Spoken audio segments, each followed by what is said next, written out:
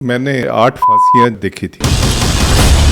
Charles Sobhraj rules Tihar jail. Charles Sobhraj serial killer, bikini killer, तो अंदर drugs भी लेते तो हैं। ये हेरोइन भी अवेलेबल हो जाती है। जैसे नाइजीरियन है, इनकी बॉडी कैविटीज बहुत बड़ी बड़ी होती एनस में रख लिया। है। हाँ, क्योंकि उनके 2-2, 3-3 मोबाइल छुप के उसमें आ जाते हैं। क्या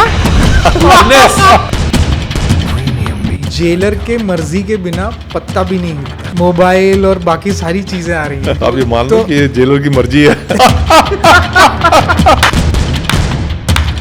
निर्भया केस में तो एक राम सिंह जो था, मैंने कहा तूने क्यों इतना गंदा काम किया? कहने लगा सर शराब पी रखी थी, लड़की लड़का पीछे अश्लील हरकतें आपस में कर रहे थे। अगर जेल के हम दरवाजे खोल देना, आप देखोगे मुश्किल से 1 या 2% लोग भागेंगे। ये तो अफजल गुरु लास्ट मोमेंट में कैसा था? वो कहते जी मैं आपको गाना सुनाना चाहता हूँ। आपको वो गाना था संजय जैसे उसको फांसी पे लटकाया, सुना है मैंने कि सिर ऊपर रह जाता है और बॉडी नीचे गिर जाती है।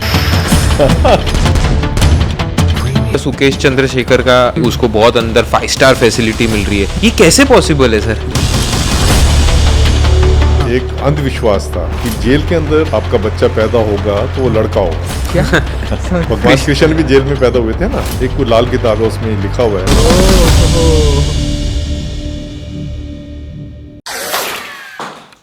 वाह वाह वाह, बहुत बढ़िया। वाह, घड़ी तोड़ दी गई है एक्शन पे। मेरा नाम है विनायक शाह और मैं हूँ Vineet Kataria. Welcome to Win Win World. Mister Sunil Gupta, कैसे हो सर? मैं बिल्कुल ठीक हूँ। और सर आप आए हो ऑल द वे दिल्ली से हमारे लिए, हमारे पॉडकास्ट के लिए, उसके लिए thank you very much. Specially आप ट्रैवल करके आए ये पॉडकास्ट के लिए। तो थोड़ा थैंक यू वेरी मच, आपने बुलाया। नहीं बुलाना तो था ही। आपने काम ही ऐसे किया। तो सर जो लोग आपको नहीं जानते उसके लिए एक छोटा सा इंट्रोडक्शन दे दीजिए कि आप कौन हो और आपने क्या क्या कारनामे किए। देखिए क्या है, सुनील गुप्ता मेरा नाम है, वो तो आपने पहले बता ही दिया। और जो मेरे ख्याल स्पेशलिटी जो मेरी है वो ये है कि मैंने 35 साल जो है जेल में गुजारे। अंदर के बाहर? ये आप गेस करना। आते जाते रहते थे। मैं लीगल एडवाइज़र रिटायर हुआ हूँ 2016 में। उसके बाद से मैं प्रैक्टिस कर रहा हूँ दिल्ली हाई कोर्ट में और सुप्रीम कोर्ट में। ओके, तो मतलब आप 2 उम्र कैद जितनी सर्विस आपने कर ली है। बिल्कुल, उससे भी ज़्यादा। हाँ, उससे भी ज़्यादा। एक अगर लीगल टर्म बोले तो आप जेलर थे, जेल के, अगर लोगों को समझ में आए वो तो। हाँ, शुरुआत मैंने जेलर से की थी। उसके अच्छा। बाद मैंने लीगल साइड पे जाके, ओके, उसके बाद फिर मैंने किताब लिखी तो किताब बड़ी पॉपुलर हो गई। राइट। हाँ, आपकी किताब का नाम भी ब्लैक वारंट है। Black warrant, actually Black black warrant Warrant उसको इसलिए कहते हैं हाँ, कि मैंने अपने कैरियर में, जो जेल का कैरियर था उसमें मैंने 8 फांसियां जो है देखी थी। ओके। 8 देखी थी, फांसियां? हाँ। मैं कोई जलाद नहीं था, मैंने 8 फांसियां देखी थी। तो बीइंग लॉ पर्सन वो मुझे बुलाते थे उसमें। तो 8 जब किसी को फांसी मिलती है तो उसके लिए पहले कोर्ट ब्लैक वारंट इशू करती है, उसके बाद फांसी दी जाती है किसी भी प्रिजनर को। तो 8 ब्लैक वारंट इशू हुए और 8 लोगों की फांसी हुई। मैंने लास्ट जो प्रिजनर जब डेथ उसके ऊपर होता है, रो पे होता है, तो उसकी क्या साइकोलॉजी होती है, तो मैंने आम जनता को बताने की कोशिश की है कि जब एक आदमी को पता होता है कि वो लटकने जा रहा है तो किस तरीके से वो सोचता है, तो वो मैंने बताने की कोशिश की। तो इसलिए उसका नाम ब्लैक वारंट है। क्या लिखा होता है वारंट में? मतलब ब्लैक वारंट पे ये लिखा होता है, बस ऐसा तो नहीं लिखा होगा हैंग हिम? नहीं हैंग, सीधा ये हैंगिंग लिखा है। कोर्ट की लैंग्वेज होती है। हाँ। और जो हमारा कानून है उसने प्रिस्क्राइब किया हुआ है कि इसका जो हैंगिंग का परफार्मा क्या होगा, ब्लैक वारंट का परफार्मा क्या होगा। एक्चुअली ब्लैक वारंट उसको इसलिए कहते हैं कि उसके एक ब्लैक हाशिया होता है उस फॉर्मेट में। अच्छा। जो फॉर्मेट होता है उसमें एक ब्लैक हाशिया होता है, इसलिए उसको ब्लैक वारंट भी कहा जाता है। और इसमें एक प्रथा रही है कि जो भी जज उसको इशू करता है वो हाँ निब तोड़ अपनी देता है। नीब आजकल तो तोड़ता है। निब होती नहीं है, तो पता नहीं कैसे करते होंगे, निब तोड़ देता है। तो ताकि उसको इतना घिनौना काम जो करना पड़ रहा है अपनी ड्यूटीज के उसमें, तो ये काम ना करना पड़े, वो निब वगैरह तोड़ देते थे। ये एक परिपाटी चलती हुई आ रही थी। तो उस पे वो निशान होता है तोड़ने का? कि ये नहीं ऐसा कोई निशान नहीं होता। वो तोड़ते मेज से होंगे, वो कागज से तो टूटेगी भी नहीं। मेज के ऊपर अगर मारेंगे तभी टूटेगी। पर सर एक देखा है कि लोग अपने करियर में मतलब डॉक्टर बनना चाहते, इंजीनियर बनना चाहते, एक्टर बनना चाहते, तो आपने ऐसा कैसे सोचा कि मेरे को जेलर बनना है? मुझे क्योंकि सबसे स्ट्रेसफुल जॉब है वो, मुझे इनके बीच ही रखो। हाँ, मेरे को एक क्रिमिनल्स के बीच में रहना है और मुझे 8 फांसियां भी देखनी है। देखिए मैं बताऊँ आपको, ये सारी डेस्टिनी होती है। मैं तो डेस्टिनी पे बहुत ज़्यादा विश्वास करता हूँ। तो लॉ किया, लॉ करने के बाद जो है एक रेलवे में मेरे को नौकरी मिल गई। तो फिर अचानक ही इस नौकरी की भी कॉल आ गई। अच्छा, तो आप मानोगे नहीं, मैं आप जैसा लगता था जब मैं यंग में। जब मैं जेलर भर्ती हुआ था। हाँ। आप जैसा मैं लगता था और मेरा 56 किलो वेट होता था। मैं 56 किलो से परेशान हो गया था। अच्छा, तो फिजिकल एक physical एग्जामिनेशन होता है। करेक्ट। तो मेरा जब वो चेस्ट का जो साइज लेते थे, हमेशा 32.25 निकलता था। अच्छा।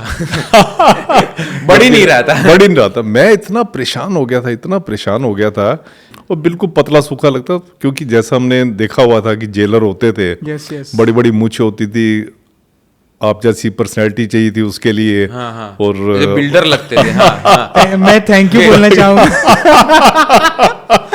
ताकि उसमें लोग डरे। थोड़ी हाइट और बढ़ गई सर ये सुनते ही। इनके केस में कोई डर नहीं रहा है पर। तो मूछें वगैरह, क्योंकि मैं आपको बताऊं कि जो थोड़े ऐसे स्टाउट Hefty जैसे हाँ, आपका, strong, हाँ। अरे उनकी तो हमें तो मेहनत करनी पड़ती थी। हमें अपनी जेलरशिप अपनी उसको करने के लिए, जमाने के लिए काफ़ी मेहनत करनी पड़ती, क्योंकि पहली नजर से तो कोई डरता नहीं था। यस। जहाँ और किसी की जो है पहले दिन से ही पहचान बन जाती थी, मुझे वो पहचान बनाने में 6 महीने साल लगे। पर बन गई। हाँ। 7 मई 1981 तक मैं रेलवे में था। 8 मई 1981 को मैं यहाँ तिहाड़ में ज्वाइन किया मैंने। पहला दिन कैसा था जब आप तिहाड़ जेल में गए एज अ असिस्टेंट सुपरिटेंडेंट? बड़े से बड़े क्रिमिनल्स का गढ़ है मतलब तिहाड़ जेल। तो कैसा था पहला दिन मतलब? और तिहाड़ जेल बहुत नोटोरियस, उस टाइम पे तो बड़ा नोटोरियस माना जाता था। तो मैं जब गया, पहला दिन जो था बड़ा अच्छा लगा। जैसे मैं अंदर गया तो एक राइफल संतरी जो है गेट के ऊपर खड़ा होता है, वो बट सैल्यूट होता है, बट सैल्यूट उसने मेरे को दिया। मैंने कहा यहाँ तो मज़ा आ गया। उसके बाद जितने भी अंदर गए, जेल के अंदर गए, तो सब सैल्यूटें वगैरह पड़ रही। तो मैंने कहा वाकई वर्दी वाले अगर आपको सैल्यूट मार रहे हैं या पुलिस वाले भी सैल्यूट आपको मार रहे हैं, तो लगता है आप यार आप कुछ हो या आपने कुछ पाया है। तो उसके बाद क्या होता है कि मैं उस टाइम पे जो एसपी थे ब्रिजलाल विज थे, जो सुप्रीम जेल थे। अच्छा। तो ये वही ब्रिजलाल विज थे जिन्होंने मेरे को पहले 32.25 के ऊपर जो है रिजेक्ट किया। अच्छा। हाँ। तो मैं उनके पास गया तो कहते हैं नहीं यहाँ तो वैकेंसी नहीं है। तो मैंने कहा कैसे वैकेंसी नहीं है? ऐसे सिलेक्ट मेरे को इंटरव्यू बोर्ड ने किया है। तो जब मैंने उनको कहा तो वो कहने लगे नहीं यहाँ तो वैकेंसी नहीं। मैं फिर बाहर बैठ गया। उसके बाद क्या हुआ कि मैं बाहर ही बैठा हुआ था, एक ऑफिस था उसमें कुर्सी पे बैठा हुआ था मैं। इतने में क्या होता है कि एक बंदा सूटेड बूटेड टाई लगा के वो आता है और सीधा सुप्रीम के कमरे में घुस जाता है। मैं देखता रहा, मैंने कहा ये कौन बंदा है, शक्ल भी देखी हुई लग रही है, तो ये बंदा कौन हो सकता है जो सीधा एक धड़ल्ले से सुप्रीम के कमरे में घुस गया है। तो उसके बाद थोड़ी देर में वो बाहर आया। मुझे पक्का विश्वास था ये कोई सीनियर ऑफिसर है जेल का जो ऐसे किया। उसके बाद थोड़ी देर, हाँ उनसे भी बड़ा। तो उसके बाद थोड़ी देर में वो बाहर आया तो मैं उनको देख के खड़ा हो गया। आप? हाँ, मैं उनको देख के खड़ा हो गया क्योंकि एक सूटेड, हम तो सीधे साधे आदमी सूटेड बूटेड टाई पहन के कोई आया है। यस। तो मैं खड़ा हो गया। तो उसने मुझे पूछा आप यहाँ कैसे? तो उसको अंग्रेजी में उन्होंने बात की। तो आई टोल्ड हिम कि I am newly recruit assistant superintendent. कहते okay so why you are sitting here? तो आई टोल्ड हिम कि I have joined my services here but they have not given me this joining letter. So he told you wait. He told me you wait here। तो थोड़ी देर में वो एक कागज लेके आए, उस पर टाइप किया हुआ था और कहने लगा आप इस पे साइन कर। देखा तो वो ज्वाइनिंग लेटर था। और फिर मुझे बाद में पता लगा कि ये बंदा जो है जिसको मैं सोच रहा था कि ऑफिसर है, वो चार्ल्स सोबराज था। चार्ल्स सोबराज, वो कॉनमैन। हाँ कॉनमैन, जिसको कॉनमैन भी Serial कहते हैं, killer. Serial Serial killer killer, भी हाँ. कहते हैं, Lady बिकनी killer. किलर भी कहते हैं, Bikini बहुत कुछ, killer, बहुत हाँ. बहुत नाम है उसके. हाँ. गोवा उसका फेवरेट वो गोवा place फेवरेट था. डेस्टिनेशन था. हाँ, तो वो इतना बड़ा वर्चस्व था उसका तिहाड़ जेल उसका, में. हाँ, अगर आप उन दिनों का पढ़ेंगे, अखबार वगैरह पढ़ेंगे, तो आपको लगेगा उसमें कि मतलब मैंने तो खबर बाद में पढ़ी थी, उसमें लिखा था Charles Sobhraj rules Tihar jail. मतलब ऐसी ऐसी खबरें आती थी कि मतलब जेल का जो है, जो रूल कर रहा है वो तिहाड़ जेल में ये कर रहा है. उसने उसके आपको पीछे- ज्वाइनिंग लेटर लाके दिया. उसने मुझे ज्वाइनिंग लेटर चार्ल्स ला के दिया. सोबराज ने. हाँ, पर उसमें ना मुझे कोई हैरानी नहीं हुई. हैरानी इसलिए नहीं हुई, मतलब अब जैसे मैं अब उस सिस्टम को समझता हूँ, जेलों में जो काम होता है, आप लगाएं, जो राइटिंग का काम है, 75% राइटिंग का काम जो है जेल के अंदर, मैं कह रहा हूँ, मैं हेडक्वार्टर की बात नहीं कर रहा, 75% काम जो है कैदी करते हैं. अगर आपको कोर्ट का कोई नोटिस आया है, कोर्ट का नोटिस लंबा चौड़ा किसी ने आपके ऊपर मुकदमा डाला है, क्योंकि क्या है कि दिल्ली की जेलों में कोई 82% लोग जो है अंडर ट्रायल है. अंडर ट्रायल मीन्स कि जुडिशियल कस्टडी में है. 18% कन्विक्ट है. 18% कन्विक्ट है, इसका मतलब वो स्टेट कस्टडी में. स्टेट कस्टडी मीन्स कि उनको कन्विक्शन होगी सजा हो और गई. हाँ, उनको पैरोल फरलो वगैरह सारा वो जो देना होता है वो गवर्नमेंट देती है. तो 75% काम ये कैदी करते हैं. तो प्रिजनर होते हैं, जनरली इनका दबदबा बना होता है, जो अंडर ट्रायल से इनका दबदबा बना होता है. और फिर जो लोग जेल एडमिनिस्ट्रेशन की हेल्प करते हैं, उनका तो और ज़्यादा दबदबा बना होता है. जैसे मैंने आपको बताया, मेरा ज्वाइनिंग लेटर उसने ला के दे दिया. और वैसे भी अब मैं तो लीगल एडवाइज़र रिटायर हुआ हूँ, तो जब मैं रिटायर हुआ हूँ, तो अगर मैं जेल पे बैठा होता, तो मैं हेडक्वार्टर बैठता था, अगर जेल में बैठा होता तो आप लगाओ कि जो मेरे लीगल ऑफिस का काम जो है, एक कैदी, जहाँ मैंने 10-12 लोगों का स्टाफ रखा हुआ था, एक कैदी बैठ के सारा कर देता. मतलब कैदी इतने डेडिकेटेड होते हैं, इतने डेडिकेटेड होते हैं, काम उनके पास इतना होता नहीं है. वो पढ़ने लिखने का काम दे दो तो वो लोग फटाफट फटाफट फटाफट, जो एक सरकारी नौकर को आप कहोगे कि एक 100 पेज की पिटीशन है, इसका जवाब बना दे, वो जहाँ 4 दिन ले लेगा वो 4 घंटे में बना देगा और आपको टाइप करके ला देगा. आपको खाली साइन करने हैं. ओह, चार्ल्स सोबराज ने ऐसा क्या बोला होगा कि उन्होंने आपको दे ही दिया सीधा ज्वाइनिंग देखिए, लेटर? चार्ल्स सोबराज का ये कहते हैं कि उन दिनों में जब हमने ज्वाइन किया था, तो वो कहते थे कि चार्ल्स सोबराज के पास कुछ रिकॉर्डिंग्स हैं जिसमें उसने सीनियर जेल ऑफिसर्स के इलीगल कंडक्ट को जो है, पैसे मांगने, मतलब इलीगल में पैसे मांगने के, उसको उसने रिकॉर्ड किया हुआ है. तो उससे वो उनको ब्लैकमेल करता था. जेल के अंदर भी ऐसे माहौल होता है ना कि एक ने किसी को इसको मार दिया, किसी ने गैंग वाले ने उसको मार दिया. एक्चुअली क्या होता है, देखो कि जो अपोजिट गैंग होते हैं, जो बाहर लड़ते रहते हैं, अब हम ये सोचें कि वो जेल में जब आए हैं तो जेल में एकदम एक साधु बन जाएंगे या एक डिसिप्लिन वो बन जाएंगे, ऐसा तो होगा नहीं. जहाँ बाहर भी लड़ते रहते हैं, वो जेल में क्या आके भी लड़ेंगे, आपस में लड़ते हैं. और फिर कभी तो यहाँ तक हो जाता कि मार, जैसे अभी पीछे हुआ था कि एक गैंगस्टर ने दूसरे गैंगस्टर को मार दिया. पर कैसे मारा उसने? वेपन से या ऐसे हाथ देखिए से? क्या होता है जेल में, वेपन्स वगैरह तो जो होते हैं, जो रेगुलर वेपन होते हैं, वो तो अंदर नहीं जाते. हाँ. मेन ये लोग क्या करते हैं कि जेल में ना हर एक चीज लोहे की बनी होती है. ओके. कभी क्या करते हैं, कोई बर्तन वगैरह है, बर्तन को घिस के उसका वो चाकू बना लिया. चम्मच है तो उसको चाकू बना लिया. आप देखें 1981-82 तक जो है जेलों में पंखे नहीं होते थे. खाली उनके पंखे ना होने का कारण खाली ये था कि ये लोग पंख तोड़ के उसका चाकू बना लेंगे, एक दूसरे को मारेंगे, लटका देंगे नहीं तो दूसरे को. लटकाने तो वो उसके मेन है, हथियार बना लेते हैं. हर एक चीज का चाकू बना लेंगे. किसी का, जैसे अभी पीछे आपने देखा होगा, ये जो तेजपुरिया, उसका जो मर्डर हुआ है जेल के अंदर, उसमें उन्होंने जो है वो ग्रिल तोड़ के, ग्रिल को थोड़ा शार्प किया और ग्रिल से मार दिया उसको. कोई भी चीज होती है, थाली है, थाली को तोड़ के उसके टुकड़े कर लिए, उसको, उसका जो है वो उसको पेना कर लिया. वो किसी को मारेंगे तो चाकू का काम करता है. कटोरी है, गिलास है. अच्छा, टीवी आजकल हर एक को दिए हुए हैं. टीवी बैरिकेड्स में होते हैं अंदर? हर एक बैरिकेड. हाँ, हर एक बैरिकेड. मतलब मेन हमारा टीवी अगर ना हो, हाँ, तो मुझे लगता है कि आपस में एक दूसरे का सिर फाड़ देंगे. मतलब ऐसे? चैन से बैठे ही ना। हाँ, पागल हो जाएंगे ना। हाँ। और टीवी के लिए नहीं फाड़ते एक दूसरे के कि ये चैनल चला, वो टीवी मत में ना हम बड़े लिबरल हैं, बहुत लिबरल हैं। टीवी के लिए इतने लिबरल हैं कि आप देखेंगे जैसे इस कमरे जितनी भी अगर बैरक है तो 2-2 3-3 टीवी दे देते हैं।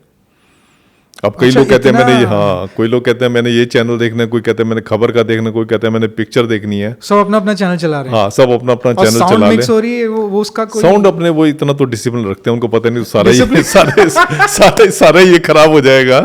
तो टीवी जो है सबसे बड़ा साधन है कि इनमें डिसिप्लिन, हाँ, डिस्ट्रैक्शन का, डिसिप्लिन मेंटेन करने का। सॉरी गाइस, आपके पॉडकास्ट के फ्लो को बस 30 सेकंड के लिए रोक रहे हैं। 2 बहुत इंपॉर्टेंट न्यूज आपको देनी थी। पहली न्यूज ये है कि बड़े बड़े पॉडकास्ट जो हमारे विन विन वर्ल्ड पे आते हैं, उसके अगर आपको छोटे छोटे क्लिप्स देखने हैं तो विन विन शॉर्ट्स को जरूर सब्सक्राइब कर लेना। और सेकंड न्यूज ये है कि अगर आपको हमारी नॉर्मल लाइफ देखनी है, कैसे हम उठते हैं, बैठते हैं, खाते हैं, पीते हैं, तो आप विन विन व्लॉग्स को फॉलो कर सकते हो। Now back to podcast. और फैन अभी नहीं है तो फैन के बदले क्या? नहीं, मैं आपको ये बता रहा था, गर्मियों फैन में नहीं होते थे, 81 तक फैन नहीं होते थे, उसके बाद फैन लगाए हैं। क्यों नहीं होते थे? लोग यही कहते थे कि फैन लगाए तो आपने जैसे कहा कि लटक जाएगा, या तो वेपन, हाँ, या उसका वेपन बना लेगा। और इनके दिमाग इतने तेज होते हैं कि कहाँ से किस चीज को ये वेपन बना लेंगे, आप सोच भी नहीं सकते। आप तो जो सोच रहे होंगे आप अपने एक सभ्य सोच से वो कर रहे होंगे।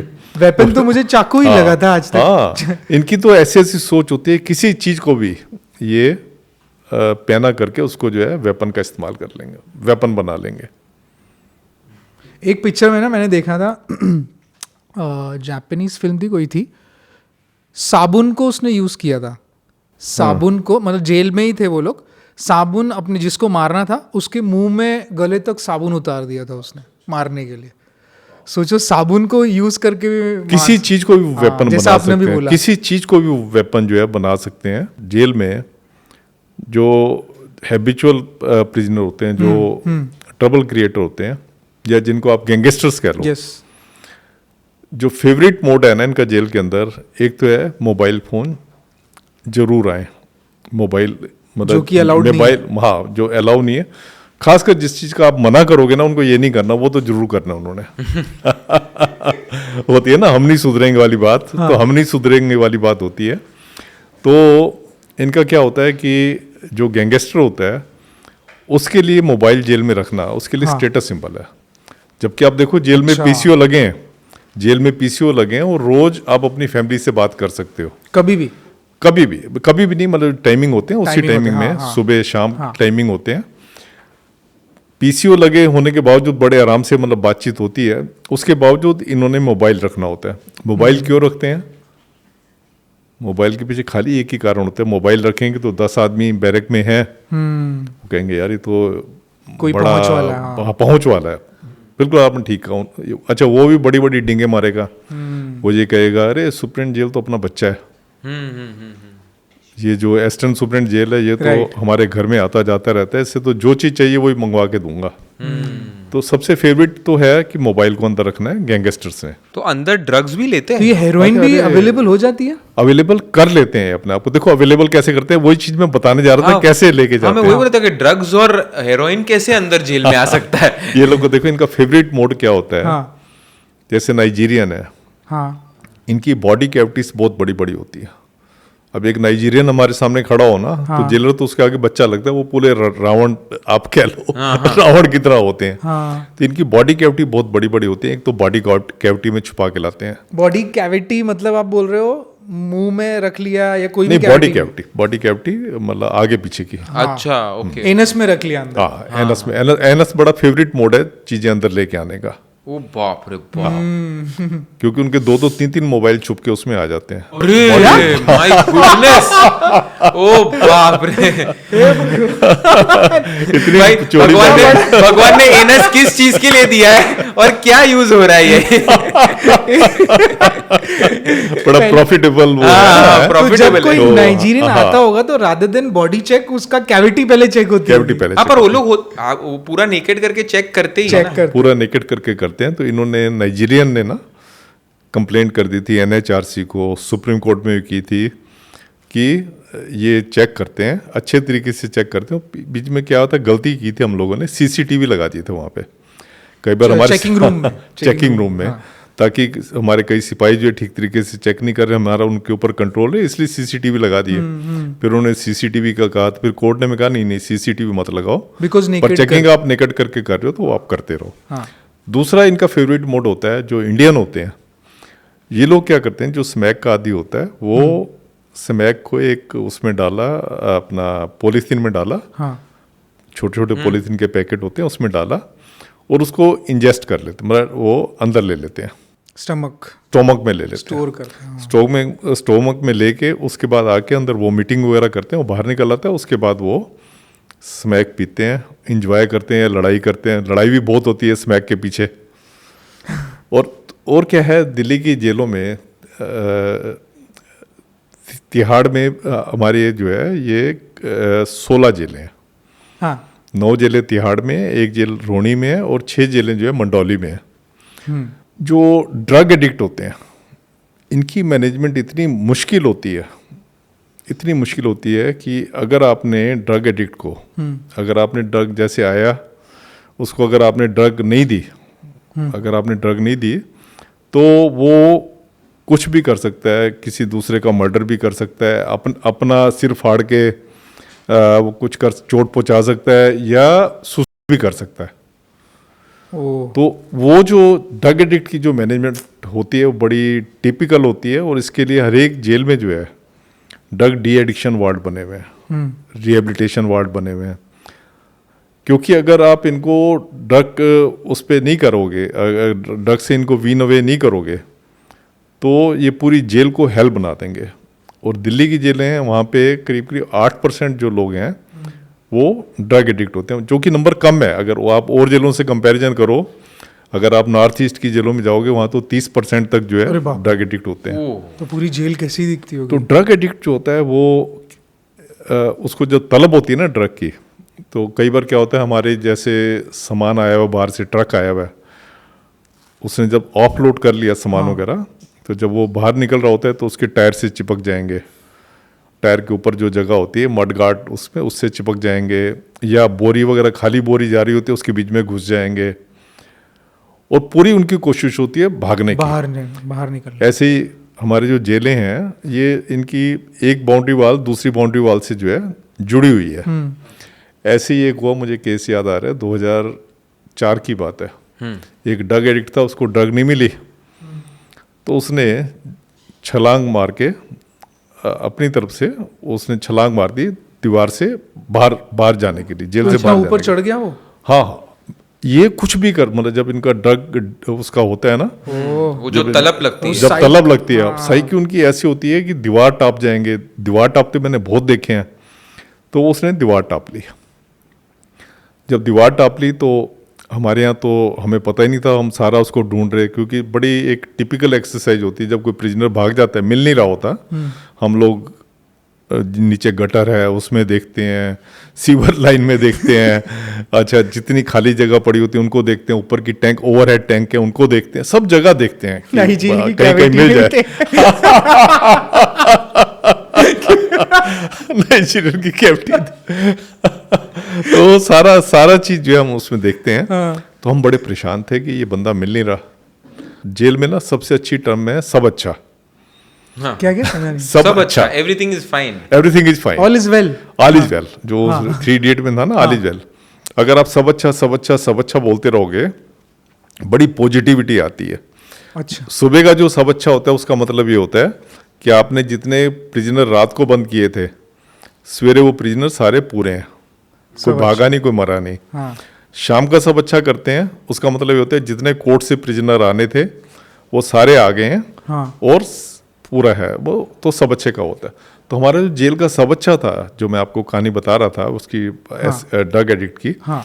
सब अच्छा हमारा रुका। तो ला हमारा ये कहते हैं कि दूसरे सब अच्छे थे, मतलब 12 घंटे तक आप कोशिश करोगे उसको ढूंढने की, उसके बाद आप पुलिस में रिपोर्ट करो। वो पुलिस भी क्या कर लेगी उसमें, आप ने प्रिजनर को अच्छे तरीके से देखा है, आप जानते हो उसका घर कहाँ है, ये है, तो आप ज़्यादा पुलिस से ज़्यादा एफिशिएंटली जो उसको एप्रीहेंड कर सकते हो। तो ये हमारा कानून मानता है। तो वो बंदा जो है वो उसने दीवार फांद ली और छुप के बैठा रहा। हम अच्छा, इधर बैठा ढूंढ था रहे, छुप हाँ, के, पूरा भागा नहीं वो? भागा नहीं, मतलब वो छुप के, मतलब उनको ये होता है ना कि पुलिस वाला कोई नज़र आ रहा है, कोई और नज़र आ रहा है, तो उसने रात के 2-2:30 बजे तक छुप के बैठा रहा। 2:30 बजे के करीब जो है उसने किसी से पूछा कि भाई साहब बस स्टॉप कहाँ पे है। अच्छा, उसको ये नहीं पता था कि जो उसने छलांग मारी वो दूसरी जेल में चला गया।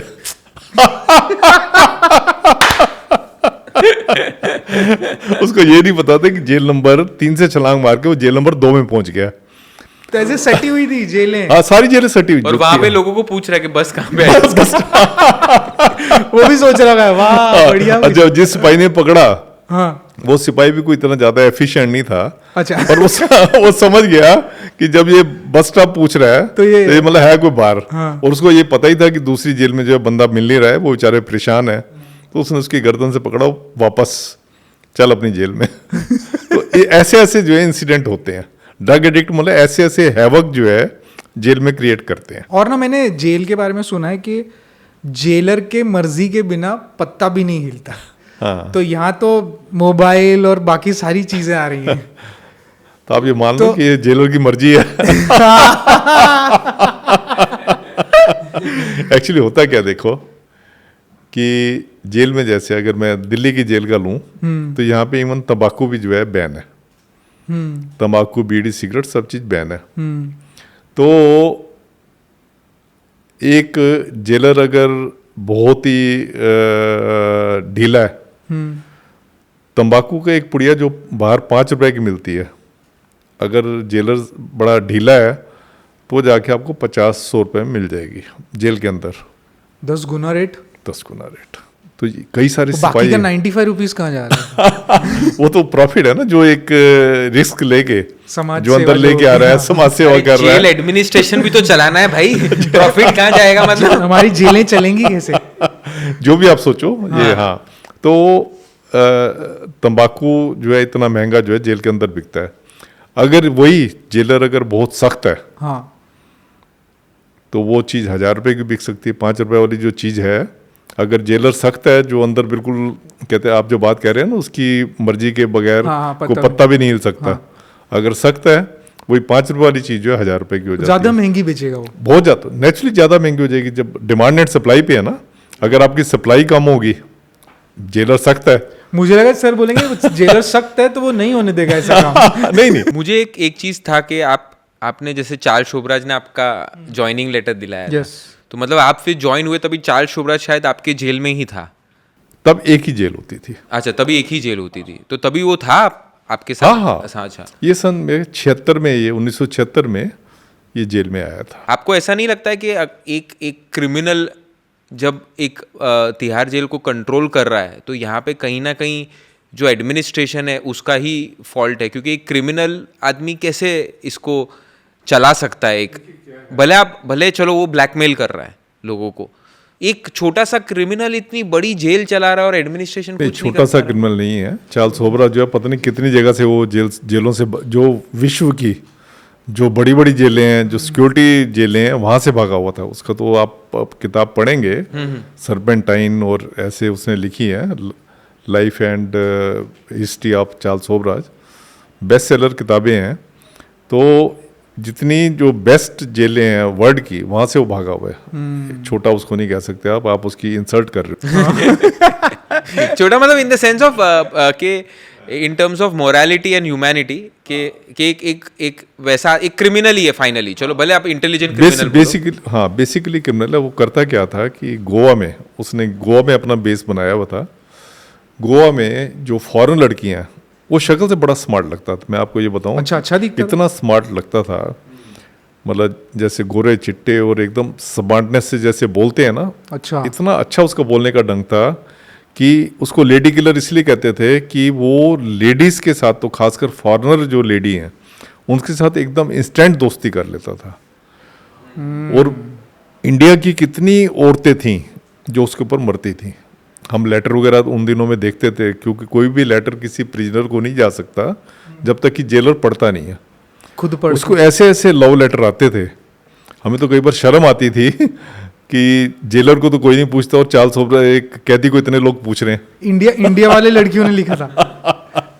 डॉक्टर लड़कियां, अरे बाप रे, डॉक्टर लड़की है? डॉक्टर लड़कियां, आंध्र प्रदेश से उसका वो आता था, एक डॉक्टर थी जो उसके उसमें चाहती थी रिलेशनशिप बनाना उससे। तो इसको ये क्या करता था कि फॉरेन लड़कियां जो है, गोवा में इसका बेस होता था, जो फॉरेन लड़कियां होती थी उनसे दोस्ती करता था, दोस्ती करके फिर खाना वगैरह खिलाना, ये करना वो करना, और उनको बताना, ये ऐसा शो करता था जैसे कि एक गाइड है। इसको इंटरेस्ट होता था कि उनके लूटने में, जो रुपया पैसा वगैरह वो लेके आई होती थी, ये उनको क्या करता था कि खाना खाने गए, कोई नशे की चीज़ खिलानी उनको, नशे की चीज़ खिला के उनको रेप करना। इसके बाद 6 या 7 केस चल रहे थे ऐसे, रेप करना, रेप करके उसको एविडेंस मिटाने के लिए उसका मर्डर कर देना। उन दिनों में मैं आपको बात कर रहा हूँ, ये 76, 77, 78 में काफ़ी वहाँ के जो एसपी थे, वो बाद में जेल पे उनकी पोस्टिंग हो गई थी, वो बताते थे कि वहाँ फॉरेनर लड़कियों की नंगी लाशें इतनी बीच वगैरह पे मिलती थी, कहते हम लोग परेशान हो गए थे। तो बाद में पता लगा ये काम चार्ल्स सोबराज करता था। तो उसकी पर्सनैलिटी ऐसी थी कि वो जहाँ जाता था डोमिनेट करता था। अब जेल में आया, जेल में भी उसने डोमिनेट करना शुरू किया, क्योंकि पर्सनैलिटी उसकी ऐसी थी, वो मतलब ऐसे लल्लुओं की तरह बैठ ही नहीं सकता था। उन दिनों में बड़ा मशहूर होता था कि सुपरिटेंडेंट का जो बैक रूम होता है उसमें ये अपनी गर्लफ्रेंड को लेके बैठा रहता था। मतलब आप देखें, जो चीज़ मतलब अनथिंकेबल है आज की डेट में, ऐसा लोग कहते थे उस टाइम पे। पर मैंने जो ब्लैक वॉरेंट किताब लिखी तो उसने पढ़ा कि मैंने उसके बारे में जो लिखा हुआ है, फिर चार्ल्स सोबराज का मुझे फ़ोन आया, कहने लगा सर आप मुझे पहचानोगे तो नहीं? मैंने कहा बोलो कौन बोल रहे हो? कहने लगा मैं चार्ल्स सोबराज बोल रहा हूँ, मैं आजकल फ्रांस में इसी फलां होटल में ठहरा हूँ। और उसने अपने होटल की फ़ोटो भेजी और फिर कहने लगा सर आपने जो लिखा है बिल्कुल सच लिखा है, मैं आपसे इतना इम्प्रेस हूँ, इतना इम्प्रेस है, आपको कोई अपनी किताब को प्रमोशन करने के लिए मेरी ज़रूरत चाहिए तो मैं आपकी किताब की प्रमोशन करने के लिए तैयार हूँ। मैंने कहा नहीं भैया नहीं, मुझे कोई प्रमोशन नहीं करवानी, क्योंकि इनका क्या होता है वो इतना तेज है, अगर वो मेरी अगर 10 पैसे की हेल्प करता है, मुझसे वो उम्मीद करता है कि मैं 100 पैसे की उसकी हेल्प करूँगा। वो मैं नहीं चाहता, मैं अपना बिल्कुल अपना शांतिप्रिय तरीके से सब कुछ जो है काम किया है। आप मानोगे नहीं, ये जब सुप्रीम कोर्ट में अपना केस आर्गू करता था, ये वकील नहीं करता था अपना, अच्छा खुद आर्ग्यू करता था? खुद आर्गू करता था। और जितने कॉनमैन होते हैं ना, जो चीट होते हैं, इनको केस डिफेंड करने में बड़ा मजा आता है। और ये जनरली मैंने देखा है कि ये केस अपना खुद डिफेंड करते हैं। मैंने इसको देखा, प्रेम शंकर शुक्ला को देखा, सुनील बत्रा को देखा, पता नहीं 20 नाम मैं आपको गिना सकता हूँ खुद ही करते, जो अपना केस खुद ही करते थे और जीत के गए यहाँ से। तो इसको तो मैंने खुद देखा अपना के, और बल्कि अपना केस क्या, अगर इसका बस चलता 50 दूसरे लोगों का भी केस करता और जीत क्या था, गारंटीड मैं आपको कह रहा हूँ जीत क्या था। ये इतनी अच्छी अच्छी पिटिशनें बनाता था। जेल में हमारे क्या होता है कि आपका जो बाहर का वकील होगा ना, आप उसको कहोगे ना एक पिटिशन लिख के दे, वो इतनी अच्छी पिटिशन नहीं लिख सकता जितनी अच्छी पिटिशन जो ये हैबिचुअल प्रिजनर होते हैं ना, जो ये लिख के देते हैं। इनकी सबसे ज़्यादा डिमांड इनकी जेल में होती है हैबिचुअल प्रिजनर्स की, क्योंकि इनको पता होता है ये सारा दिन अंडर टाइल्स के बीच में बैठते हैं। इनको सारा पता होता है कि कोर्ट, ये वाला जज जो बैठा है आपको इस ग्राउंड के ऊपर बिल दे देगा, ये वाला जज जो बैठा है इस ग्राउंड पे आपको छोड़ देगा। हर एक जज का इनको सारा, इनके पास एक कच्चा चिट्ठा होता है। तो इसलिए इनको पता होता है कि मैं ये वाली पिटिशन लगाऊंगा तो इस जज के पास जाएगी, और इस वाले जज को आप अगर ये वाली बात कहोगे तो आपको छोड़ देगा। तो इसलिए हमारे यहाँ जो प्रिजनर हैं वो इतने पॉपुलर हैं। कोई आम प्रिजनर को आप कहोगे ना कि तेरे को एक सुप्रीम कोर्ट का इतना सीनियर एडवोकेट दे रहे हैं और वो तेरा केस लड़ेगा, और दूसरी बात तेरे पास ऑप्शन ये भी है कि चार्ल्स सोबराज से तूने लिखवानी है तो उससे लिखवा ले, वो चार्ल्स सोबराज को प्रेफर करेगा, वो सीनियर एडवोकेट के पास नहीं जाएगा, चार्ल्स सोबराज के पास जाएगा। और अभी भी ऐसे हैं, अभी भी चार्ल्स सोबराज जैसे बहुत सारे प्रिजनर हैं जिनका कि मेन शौक ही यही है, जो उनकी एक हॉबी है, उनकी हॉबी यही है कि कैदियों की पेटिशन ड्राफ्ट करना और उन पेटिशन को जो है कोर्ट में लगाना, और कोर्ट से इतनी अच्छे तरीके से पेटिशन लिखी होती है कि उस पर रिलीफ मिल भी जाती है।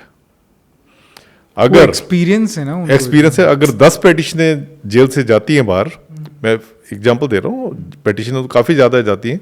अगर एक दिन में 10 पेटिशनें गई जेल से कोर्ट के लिए, उसमें से अभी भी 8 पेटिशनें जो होती हैं वो प्रिजनर्स की लिखी हुई होती हैं। वो लोग पैसे लेते होगे? हाँ, उसके बदले में क्या फिर? वही पैसे लेते हैं। देखिए जेल में ना दो काम जो हैं बड़े मशहूर हैं। एक तो पेटिशन लिखने का, दूसरा है नाई का। नाई बाल काटने बार आपने शोले पिक्चर देखी होगी ना, शोले पिक्चर में वो था ना, वो जेलर की जो है वो कटिंग कर रहा होता है, साथ में कहता है कि वो जो वीरू और वो जो दूसरा है, ये लोग जेल से भागने का प्लान बना रहे हैं। जासूस रहता है। जासूस, ये मतलब एक तरह के सुप्रिटेंडेंट के जासूस होते हैं जो नाई होते हैं। जेल के अंदर पैसे नहीं चलते, पहले जैसे कूपन होते थे, अब बंदा कोई उसको कैंटीन से कोई चीज लेके दे देता है तो कुछ ना कुछ तो देते हैं कोई, मतलब ऐसे वो नहीं है कि कुछ नहीं देंगे। और जो पढ़ा लिखा प्रिजनर है वो तो पेटिशन बनाने पे आ जाता है, और जो दूसरा होता है वो नाई का काम करना पसंद करता है। करेक्ट। एक कभी नेक्स्ट उस पे जाते हैं। मेरे को ना फांसी वाले दिन का पूछना था, क्या होता होगा माहौल? आपने 8 फांसियां देखी है जैसे आपने बोला था। अच्छा 8 पूरे टेन्योर में। तो 8 फांसियां किस किस की आपने देखी है? देखिए क्या होता है, फांसी रेयरेस्ट इन रेयर केस में दी जाती है। हाँ, रेयरेस्ट। हाँ। अगर कोर्ट को लगता है कि सुधरने के चांसेस हैं तो फांसी नहीं देंगे उसको। अगर सपोज कोई 25-30 साल का है, कोर्ट को लगता है कि यार इसको, अगर उसने बेशक बड़ा घिनौना मर्डर किया है, पर कोर्ट को अगर लगता है कि नहीं, अगर ये पढ़ाई लिखाई करके अपनी फैमिली का पालन पोषण कर सकता है या अच्छा इंसान बन सकता है, तो कोर्ट उसको फांसी नहीं देगी। चाहे जितना मर्जी लोग प्रोटेस्ट कर रहे हो, कुछ भी कर रहे हो, फांसी रेयरेस्ट इन रेयर केसेस में होती है। और ऐसे केसों में फांसी होती है जिसमें कि उनके पास कोई और अल्टरनेटिव है ही नहीं, जज और कुछ देख ही नहीं रहा। और हाँ, जैसे अब जो आप पूछ रहे थे कि कितनी फांसी कौन कौन सी देखी, सबसे पहली फांसी मैंने देखी थी मोहम्मद मकबूल भट्ट की, जो कश्मीरी सेपरेटिस्ट था। करेक्ट। जिसने कि कश्मीर में एक ज्वाला उत्पन्न की थी, अलग कश्मीर की, आज़ाद कश्मीर की। वो मोहम्मद मकबूल भट्ट उसका जनक है, आप ये कह सकते हैं। सबसे पहली फांसी देखी मैंने उसकी। उसके बाद 2 बदमाश थे, रंगा बिल्ला, जिन्होंने बच्चों को रेप किया था। जिसको मतलब आप कह सकते हो कि सबसे पहला निर्भया वाला केस था ना। यस। उस टाइम पे हुआ था। रंगा बिल्ला। ये है सन, मुझे पता है 75-76 की बात, 77 की बात है। और बहुत ड्रेडफुल, बड़ा ड्रेडफुल में लड़की का रेप किया था, भाई बहन दोनों को मार दिया था। क्रिमिनल्स भी बहुत ड्रेडफुल थे। वो क्रिमिनल बड़े ड्रेडफुल थे, और जो जिनको मारा था वो आर्मी ऑफिसर के बच्चे थे। तो वो फिर रंगा बिल्ला की फांसी देखी। फिर मैंने देखी एक, आप लोगों ने शायद, बहुत पुरानी बात है, डॉक्टर विद्या जैन मर्डर केस हुआ था, विद्या जैन मर्डर केस। उसमें राष्ट्रपति का डॉक्टर थे, eye specialist, doctor NS Jain. तो उन्होंने अपनी वाइफ का मर्डर किया था अपनी PS के चक्कर में। उनको PS के चक्कर में वो थे, अपनी घरवाली का उन्होंने मर्डर, सेक्रेटरी के चक्कर। हाँ, सेक्रेटरी को, तो उसका मर्डर किया था। तो उसके केस में 2 पेड असेलेंट थे, करतार सिंह और उजागर सिंह। फिर उनकी फांसी देखी। तो उसके बाद मैंने फांसी देखी इंदिरा गांधी के जो किलर थे, सतवंत सिंह और केयर सिंह। बलबीर सिंह को सुप्रीम कोर्ट ने छोड़ दिया था, सतवंत सिंह और केयर सिंह। फिर उनकी फांसी देखी। उसके बाद लास्ट फांसी मैंने जो देखी, वो देखी अफजल गुरु की, जिस पार्लियामेंट अटैक के केस में जो था, लास्ट फांसी मैंने उसकी देखी। आपने निर्भया की भी तो देखी ना? नहीं, उनके निर्भया का 2017 में हुआ है, मैं तब रिटायर हो चुका। अच्छा, तभी आप रिटायर हो चुके थे। और एक ने शायद सुसाइड कर लिया था निर्भया केस में। तो एक, हाँ, एक केस में था, राम सिंह था, जो उसका मेन जो एक्यूज था, उसने सुसाइड कर लिया था। पर मैंने अपनी किताब में ये लिखा है कि उसने शायद सुसाइड नहीं किया था, उसको मारा गया। ये मैंने अपनी किताब में लिखा है, मेरा अपना पर्सनल ओपिनियन था वो। अच्छा, क्यों था सर ऐसा? क्योंकि क्या था, राम सिंह जो था, मैंने उससे बात की थी जब वो आया था। अच्छा। तो मैंने बातचीत की उससे, तो मैंने कहा तूने क्यों इतना गंदा काम किया? कहने लगा सर शराब पी रखी थी, तो वो जो लड़का पीछे बस में बैठे हुए थे, तो अश्लील हरकतें आपस में कर रहे थे, तो हमने शराब पी रखी थी, हम 5-6 लोग थे, तो हमें भी जो है वो एक शराब के नशे में पता ही नहीं चला हमने क्या कर दिया। तो जब वो जेल में आए थे देखिए हमारे यहाँ 3 श्रेणी होती हैं प्रिजनर्स की। एक होती हैं प्रिजनर जिनको बहुत कम सिक्योरिटी की जरूरत होती है, नॉर्मल। जैसे जो फर्स्ट टाइम ऑफेंडर है जेल में, वो कहाँ भागेगा, कभी भी नहीं भागेगा। वैसे मैं आपको बताऊं, जेल में अगर जेल के हम दरवाजे खोल दें ना, सारे जेल के दरवाजे खोल दें और सभी प्रिजनर को कहें कि जिसने भागना भाग जाओ, हाँ, जिसने भागना भाग जाओ, आप देखोगे मुश्किल से 1 या 2% लोग भागेंगे। 98% नहीं भागेंगे। क्यों? वो कहेंगे कि हम अपना यह पूरा अपना केस, कोर्ट से केस खत्म करवा के हम तभी जाएंगे, कोर्ट से वैलिड ऑर्डर लेके तब जाएंगे। ऐसे नहीं जाएंगे कि मतलब, एक तो बहुत सारे लोग तो ऐसे होते हैं, उनको पता है घर जाएंगे तो घर वाले कहेंगे क्यों भाग के आगे, अपना केस खत्म करवा के आते। तो ये होता है। और एक तो वो होंगे जिनको मजा आ रहा होगा अंदर। हाँ, और हाँ, जिनको safe। मजा, आप कह ले मजा आ रहा है, या उनको बाहर में उनके पास कहते हैं कि कुछ है ही कुछ नहीं, है ही नहीं। हाँ, कॉम्पिटिटिव जमाना से कहाँ फेस करेगी, उससे अच्छा आराम से जेल में आराम से जेल में खाना बैठे। वाना मिल हाँ, रहा है, सब कुछ उनको मिल है रहा जब है। सजा पूरी करके या जब बेल हो जाएगी तभी जाएंगे। तो मैंने आपको बताया कि मतलब 1 या 2%, ये भी मैं शायद ज्यादा बता रहा हूँ। जैसे या तो भागने वाले वो, जैसे बस कहाँ मिलेगी। वो भी नशे में। वो भी नशे के चक्कर में कह गया, नहीं तो भागेंगे नहीं। मैं आपको बताऊं, 2 एग्जांपल बताऊंगा आपको। जब चार्ल्स सोबराज भागा था, हाँ, तो जब चार्ल्स सोबराज भागा तो उस टाइम पे संडे का दिन था। तिहाड़ से भी भाग गया था वो। हाँ, चार्ल्स सोबराज तिहाड़ से भागा था ना। तिहाड़ के लिए ना 16 मार्च का दिन जो है ना बड़ा ही खतरनाक होता था। 16 मार्च का मतलब ये कोई होली वगैरह का आसपास का टाइम होता था। अच्छा, हाँ। और तिहाड़ के लिए होली का टाइम जो है ना कभी भी ठीक नहीं होता था, क्योंकि होली के उसमें कुछ ना कुछ जो है, कुछ ना कुछ ये डिविएशन होता था, कोई वायलेंस वगैरह होती थी। पहले 16 मार्च 1976 को करीब 13 उम्र कैदी थे, उन्होंने जेल से टनल लगाई, सुरंग बनाई और भाग गए जेल से। कहाँ? अपने बैरिकेड से? हाँ, जो हम फिल्मों में देखते हैं। हाँ, जैसे हम फिल्मों में देखते हैं ना, खोद के शायद उसके मुझे ऊपर। लगता है सबसे पहले जो सुरंग लगी थी तिहाड़ में ही लगी थी। तो 13 कैदी भाग गए, मतलब करीब 125 फीट लंबी। 125 फीट आप सोच सकते हो कितना होता है। 125 फीट खोदते हाँ, खोदते। 125 फीट खोद और के। एक दिन भी पता नहीं चला, आवाज नहीं, कुछ नहीं। नहीं, ये लोग सभी कहते हैं कि कैसे उन दिनों में क्या थी, इमरजेंसी थी। 76 में इमरजेंसी लगी हुई थी। इमरजेंसी लगी थी, हाँ। तो जेल जो है बड़ी बुरी तरीके से जो है ओवर क्राउडेड थी, बहुत बुरे तरीके से ओवर क्राउडेड थी। इतने ज़्यादा ओवर क्राउडेड, करीब 10,000 के करीब प्रिजनर थे, जिसमें कि हमें 3,000 लोग रखने चाहिए थे, 10,000 लोग थे। तो उस टाइम पे कुछ फ़ायदा उठा के ओवर क्राउडिंग, वो मतलब जैसे मिट्टी वगैरह होती थी जितनी निकलती थी, उस मिट्टी को जाके, वो बाहर मिट्टी होती थी जो ग्राउंड की, प्ले ग्राउंड की मिट्टी होती है, उसमें जाके मिला देते, तो उनको पता लगा ही नहीं। तो ये जो हादसा हुआ 16 मार्च 1976 को हुआ। 16 मार्च 1986 को चार्ल्स सोबराज भागा।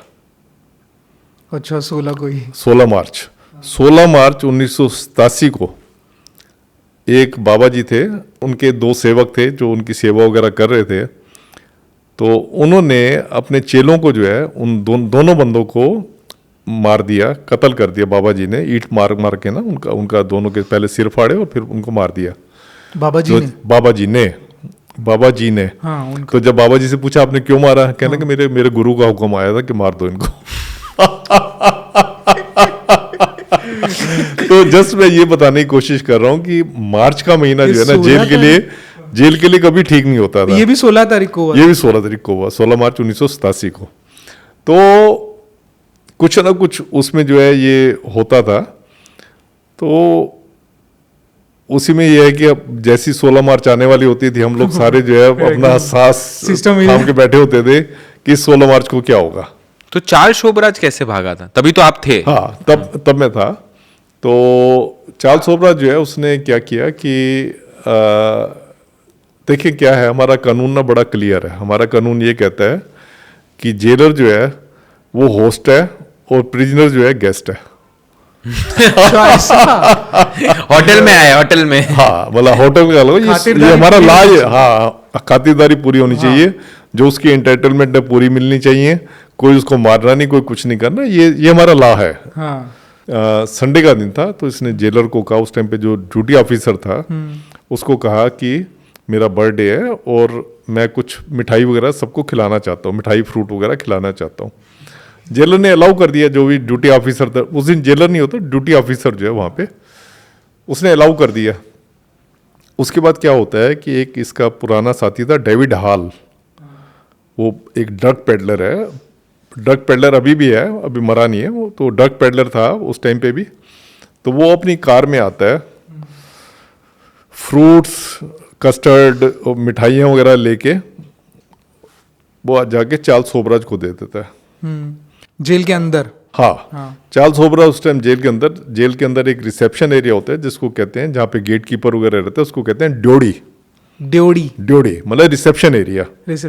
मिठाइयों के साथ वो एक लारपोस करके एक सीडेटिव होता है, लारपोस। आजकल भी जैसी मेंड्रेक्स वगैरह जिसकी बनती है ना, ये दवाइयाँ सीडेटिव, सोने की दवाइयाँ जो होती हैं, वो भी ले आया लड्डू। हाँ, तो वो जाके उसने जेल के अंदर, अपने जेल के बिल्कुल जहाँ उसकी बैरक थी उसमें ले गया, वहाँ पे जाके कस्टर्ड वगैरह बनाया, तो उसमें उसने ये चीज़ें मिला दी, उसने जाके सबको खिलाया। और जो सबसे मेन अट्रैक्शन था उस टाइम पे, जो मैंने भी देखा था, कि हर एक को उसने मिठाई दी, बर्फ़ी दी, कस्टर्ड वो दिया, इसके अलावा फ्रूट वगैरह दिए, और सबसे इम्पोर्टेंट चीज़ थी, हर एक को 50 रुपये का नोट दिया, नया नोट। क्यों? नहीं तो ऐसे कोई खाएगा नहीं, मतलब बर्थडे कोई मना रहा है तो रिटर्न गिफ्ट होता है ना एक बर्थडे का, तो उसने एक गिफ्ट ये दिया, 50 रुपये का नोट भी। तो जब जैसे ही खाया तो चार्ल्स सोबराज ने और 6 प्रिजनर और थे, उसमें एक था ये ब्रिजमोहन था, मुझे नाम याद है, एक लक्ष्मी नारायण था, उसका नाम याद, दोनों ही वो थे बड़े हीनियस ऑफेंस में ड्रेडेड क्रिमिनल थे, एक्सटॉर्शनिस्ट थे, और 3-4 और थे। तो इसने जैसे चार्ल्स सोबराज ने खिलाया तो सारे के सारे जो है ढेर होते गए। इसने बाहर सिक्योरिटी वाले जो थे, जो एक राइफल संतरी होता है सिक्योरिटी वाला जो बंदूक लेके खड़ा रहता है, तो उसको दिया, वो भी गिर गया और राइफल उसकी एक तरफ गिर गई। ये बड़ा भयानक सीन था जब हमने देखा। तो उसके बाद ये क्या किया इसने कि जिसने भी खाया, ये 6 लोग जो है, 6 और एक चार्ल्स सोबराज 7 और एक डेविड हॉल 8 के 8 लोग जो है कार में बैठे, एम्बेसडर कार थी उसमें, ये भाग के जब भागे, इन्होंने एक सिपाही था अनंत स्वरूप, उसको भी साथ बांध लिया अंदर गाड़ी में अंदर? हाँ, गाड़ी के अंदर, मतलब आप गाड़ी के अंदर देखो, 7 और एक 8 और 9 लोग उसमें घुस गए। उसको इसलिए बिठा लिया अनंत स्वरूप को, ये दिखाने के लिए कि पुलिस वाला साथ जा रहा है ताकि कोई गाड़ी को रोके ना। इतना चल रहा था इसका। और फिर जैसे वो गेट से बाहर निकले, आउटर गेट है उससे बाहर निकले, उन्होंने अनंत स्वरूप को जो है वो बाहर फेंक दिया सड़क के ऊपर। तो उसको थोड़ी आधी होश आ चुकी थी, वो जाके उसने डिप्टी सुपरेंट को बताया, और डिप्टी सुपरेंट जो उनकी जेल का था इंचार्ज, वो आया, उसने जाके अलार्म वगैरह करवाया, और फिर सारी जाके काउंटिंग वगैरह हुई। तो काउंटिंग में 7 लोग जो है कम थे। अच्छा, एक और मजेदार बात देखो इसमें, जो 7 लोग भागे उसमें कुछ एक लोग हमारे सेवादार होते हैं। सेवादार वो होते हैं कि जैसे जो पानी वगैरह पिलाने का, चाय वगैरह पिलाने का काम करते हैं। वो कैदी नहीं होते? कैदी होते हैं। कैदी होते, पर उनको ये जॉब दिया जेल का सारा काम जो है कैदी ही करते हैं, तो उनको ये जॉब दिया होता है कि तुम ये वाला काम करो। तो उन्होंने भी जैसे मिठाई वगैरह खाई, तो उन्होंने मिठाई खाई, तो जैसे ही उन्होंने देखा कि लोग भाग रहे हैं, तो नशे में वो भी भाग गए। नशा बराबर से चढ़ा नहीं, नशा बराबर से चढ़ा नहीं। तो उसके बाद क्या होता है जी, मैं उस दिन बैठा। हाँ, आपके साथ, मतलब आप तभी कहाँ थे? मैं आपको बता, आपने मिठाई नहीं खाई? मेरी उस दिन ड्यूटी नहीं थी। 81 में क्या होता था कि हर संडे के संडे ना दूरदर्शन पे पिक्चर आती थी, शायद 5 बजे शुरू होती थी और 7-8 बजे तक चलती थी। तो उस दिन मेरा ऑफ था, तो मैं तो घर पे था अपने। मेरा घर वहाँ से करीब की 12-13 किलोमीटर दूर था जेल से। तो उस दिन हम कोई पिक्चर देख रहे थे, अचानक पिक्चर को बीच में रोक के जो अनाउंसर आई, उसने अनाउंसमेंट की कि तिहाड़ जेल से बड़ा कुख्यात अपराधी चार्ल्स सोबराज जेल से भाग गया है, उसके कुछ और लोग भी उसके साथ भागे हैं। मैं एकदम हैरान, मैंने कहा ये क्या हो गया। बल्कि जिस दिन भागा है उससे एक दिन पहले ये मेरे कमरे में आके काफ़ी देर तक किताबें वगैरह कंसल्ट करता रहा, क्योंकि उसका राइट था किताबें कंसल्ट करना। तो मैं एकदम भुचक्का रह गया कि मैंने कहा भाग गया ये। और ऐसा तो कल्पना ही होती थी कि बॉलीवुड में देखते थे कि कोई फिल्म चल रही है, बीच में एक ब्रेक आके उसमें कि ऐसे भाग गए हैं, बॉलीवुड पिक्चरों में देखते थे, रियलिटी में कभी नहीं देखा था। तो ये जब देखा तो मेरे होश उड़ गए। फिर मैं भाग के फिर वापस आया यहाँ पे जेल पे। तो जेल पे तब तक LG साहब भी, HKL कपूर होते थे, वो भी आ चुके थे। उससे पहले मैंने जैसे आपको बताया कि सबकी सर्च वगैरह ली, और सबके नशे में तो थे ही, हर एक की जेब में 50-50 का नोट मिला था। तो मैं कहता हूँ देखो चार्ल्स सोबराज कितना दयालु था कि इसने खाली नशीली चीज दी, अगर ये जहर दे देते इसका क्या जाता था। जहर दे देता तो कितने लोग हमारे जो है मर जाते। आप एक और इसमें मजेदार बात देखो, चार्ल्स सोबराज जी भागते हैं, करीब 1 महीने के बाद ये पकड़े जाते हैं। अच्छा, इंडिया में ही? हाँ, गोवा में पकड़े। मजेदार बात ये देखो, जिस इंस्पेक्टर ने इनको शुरू में पकड़ा था, इंस्पेक्टर जिंदे, उसी इंस्पेक्टर जिंदे ने जब ये भागा तो उसको पता था इंस्पेक्टर जिंदे को कि ये गोवा आएगा, कहाँ जाएगा। हाँ। और गोवा में किस होटल में आएगा ये भी उनको पता था। तो वो इंस्पेक्टर जिंदे जो है पूरा उनको पता था भाग के वहीं आएगा, तो ये वहीं पे अपने जाके एक इसका फील्डिंग करके रखे थे। एक होटल था, रेस्टोरेंट बड़ा मशहूर था जो फॉरेनर्स के लिए होता था। वो रोज भेष बदल के उसी रेस्टोरेंट में जाके बैठते थे, उनको पता था चार्ल्स सोबराज भागे यहाँ जरूर आएगा। और जो उनका सोचना था वो बिल्कुल ठीक था कि चार्ल्स सोबराज ने बड़ी दाढ़ी दूढ़ी बढ़ाई हुई थी, और ये वहाँ पे उसी रेस्टोरेंट में गए जो उसका फेवरेट रेस्टोरेंट गोवा का होता था। इंस्पेक्टर जिंदे ने एकदम देख लिया इनको। जैसे ही उन्होंने इसको देखा ना आया, उन्होंने फौरन इसके दोनों हाथ पकड़े पीछे से, और उसको वहीं से, और तो कुछ मिला नहीं, हैंडकप थे नहीं उनके पास, उन्होंने वहीं रस्सी ली, रस्सी से इसके दोनों हाथ बांध दिए, और फिर पूरे शरीर को इसके रस्सी से बांध दिया। इतना भाई भागना नहीं। फिर उसको लेके ये 3-4 पुलिस वालों को, जब उनकी जो जीप थी, जीप में इसको पीछे बिठाया, और 2 पुलिस वालों को बिल्कुल इसके ऊपर चढ़ा के बिठाया, क्योंकि उनको पता था इसकी काबिलियत है, किसी तरीके से भाग सकता है ये। और वो फिर उसको लेके बॉम्बे आए। 6-7 घंटे का गोवा से था उस टाइम पे ट्रेवल, वहाँ लेके आए। उसके बाद इसको दिल्ली ट्रांसफर किया।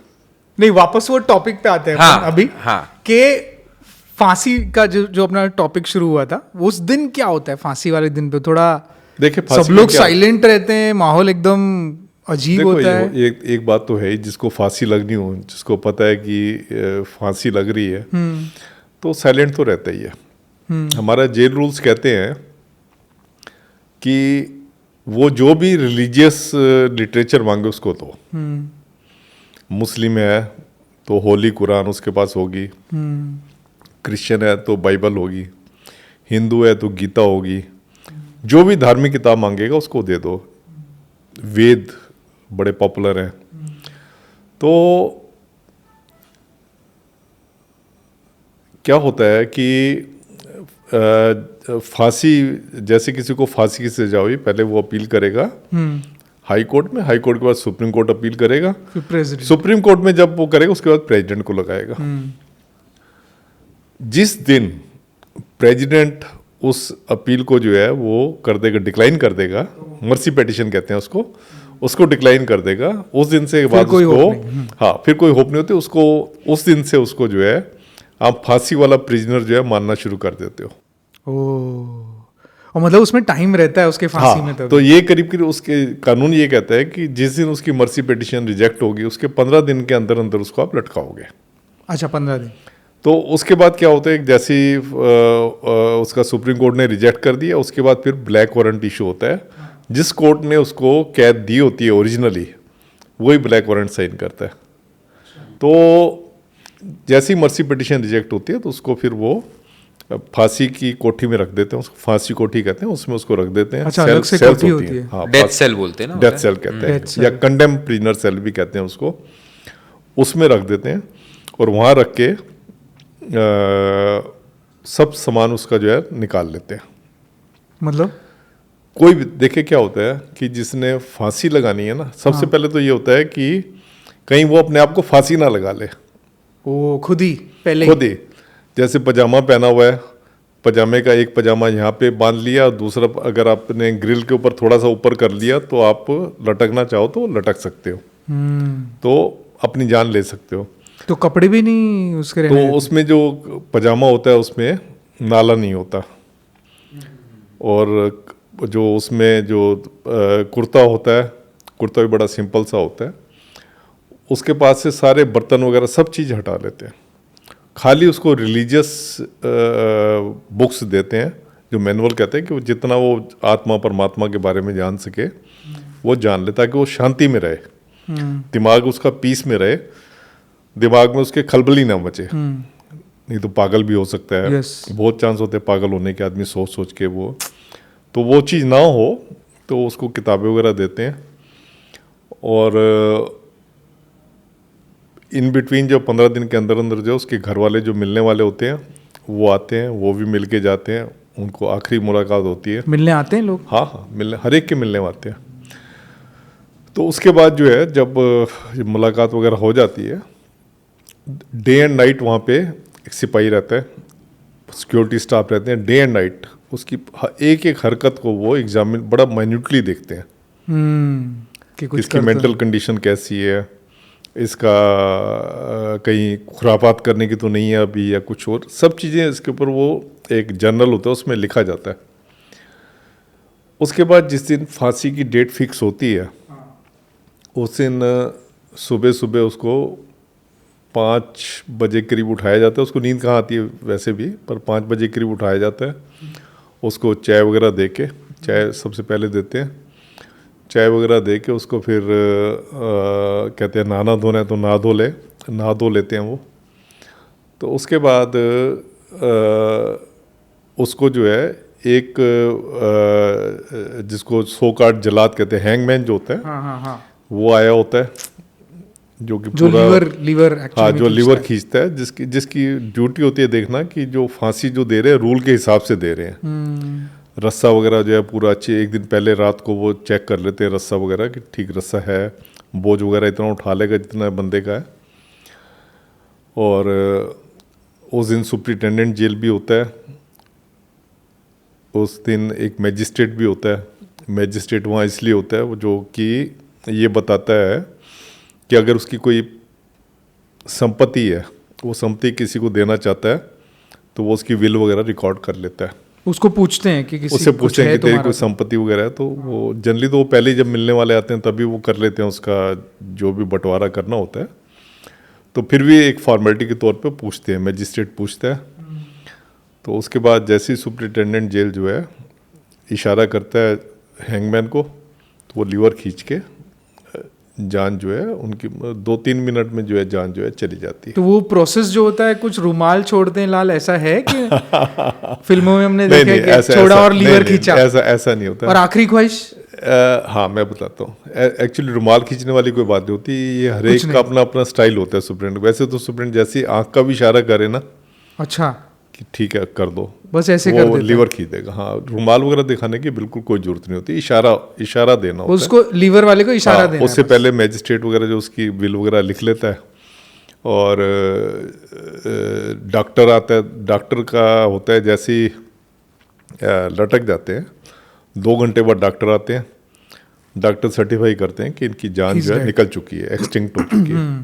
वो ये सर्टिफिकेट देते हैं, उस सर्टिफिकेट को कोर्ट में भेज देते हैं, और बॉडी को अगर उनके घर वाले लेने आए हैं तो उनको दे देंगे। अगर कोई सिक्योरिटी रिस्क है तो उस बॉडी को या तो वहीं जला देंगे या वहीं पे गाड़ देंगे। जैसे अब अफजल गुरु की फांसी, उसको अफजल गुरु की बॉडी हैंड ओवर नहीं की थी। ऐसे ही मकबूल भट्ट है, उसकी बॉडी को हैंड ओवर नहीं किया था।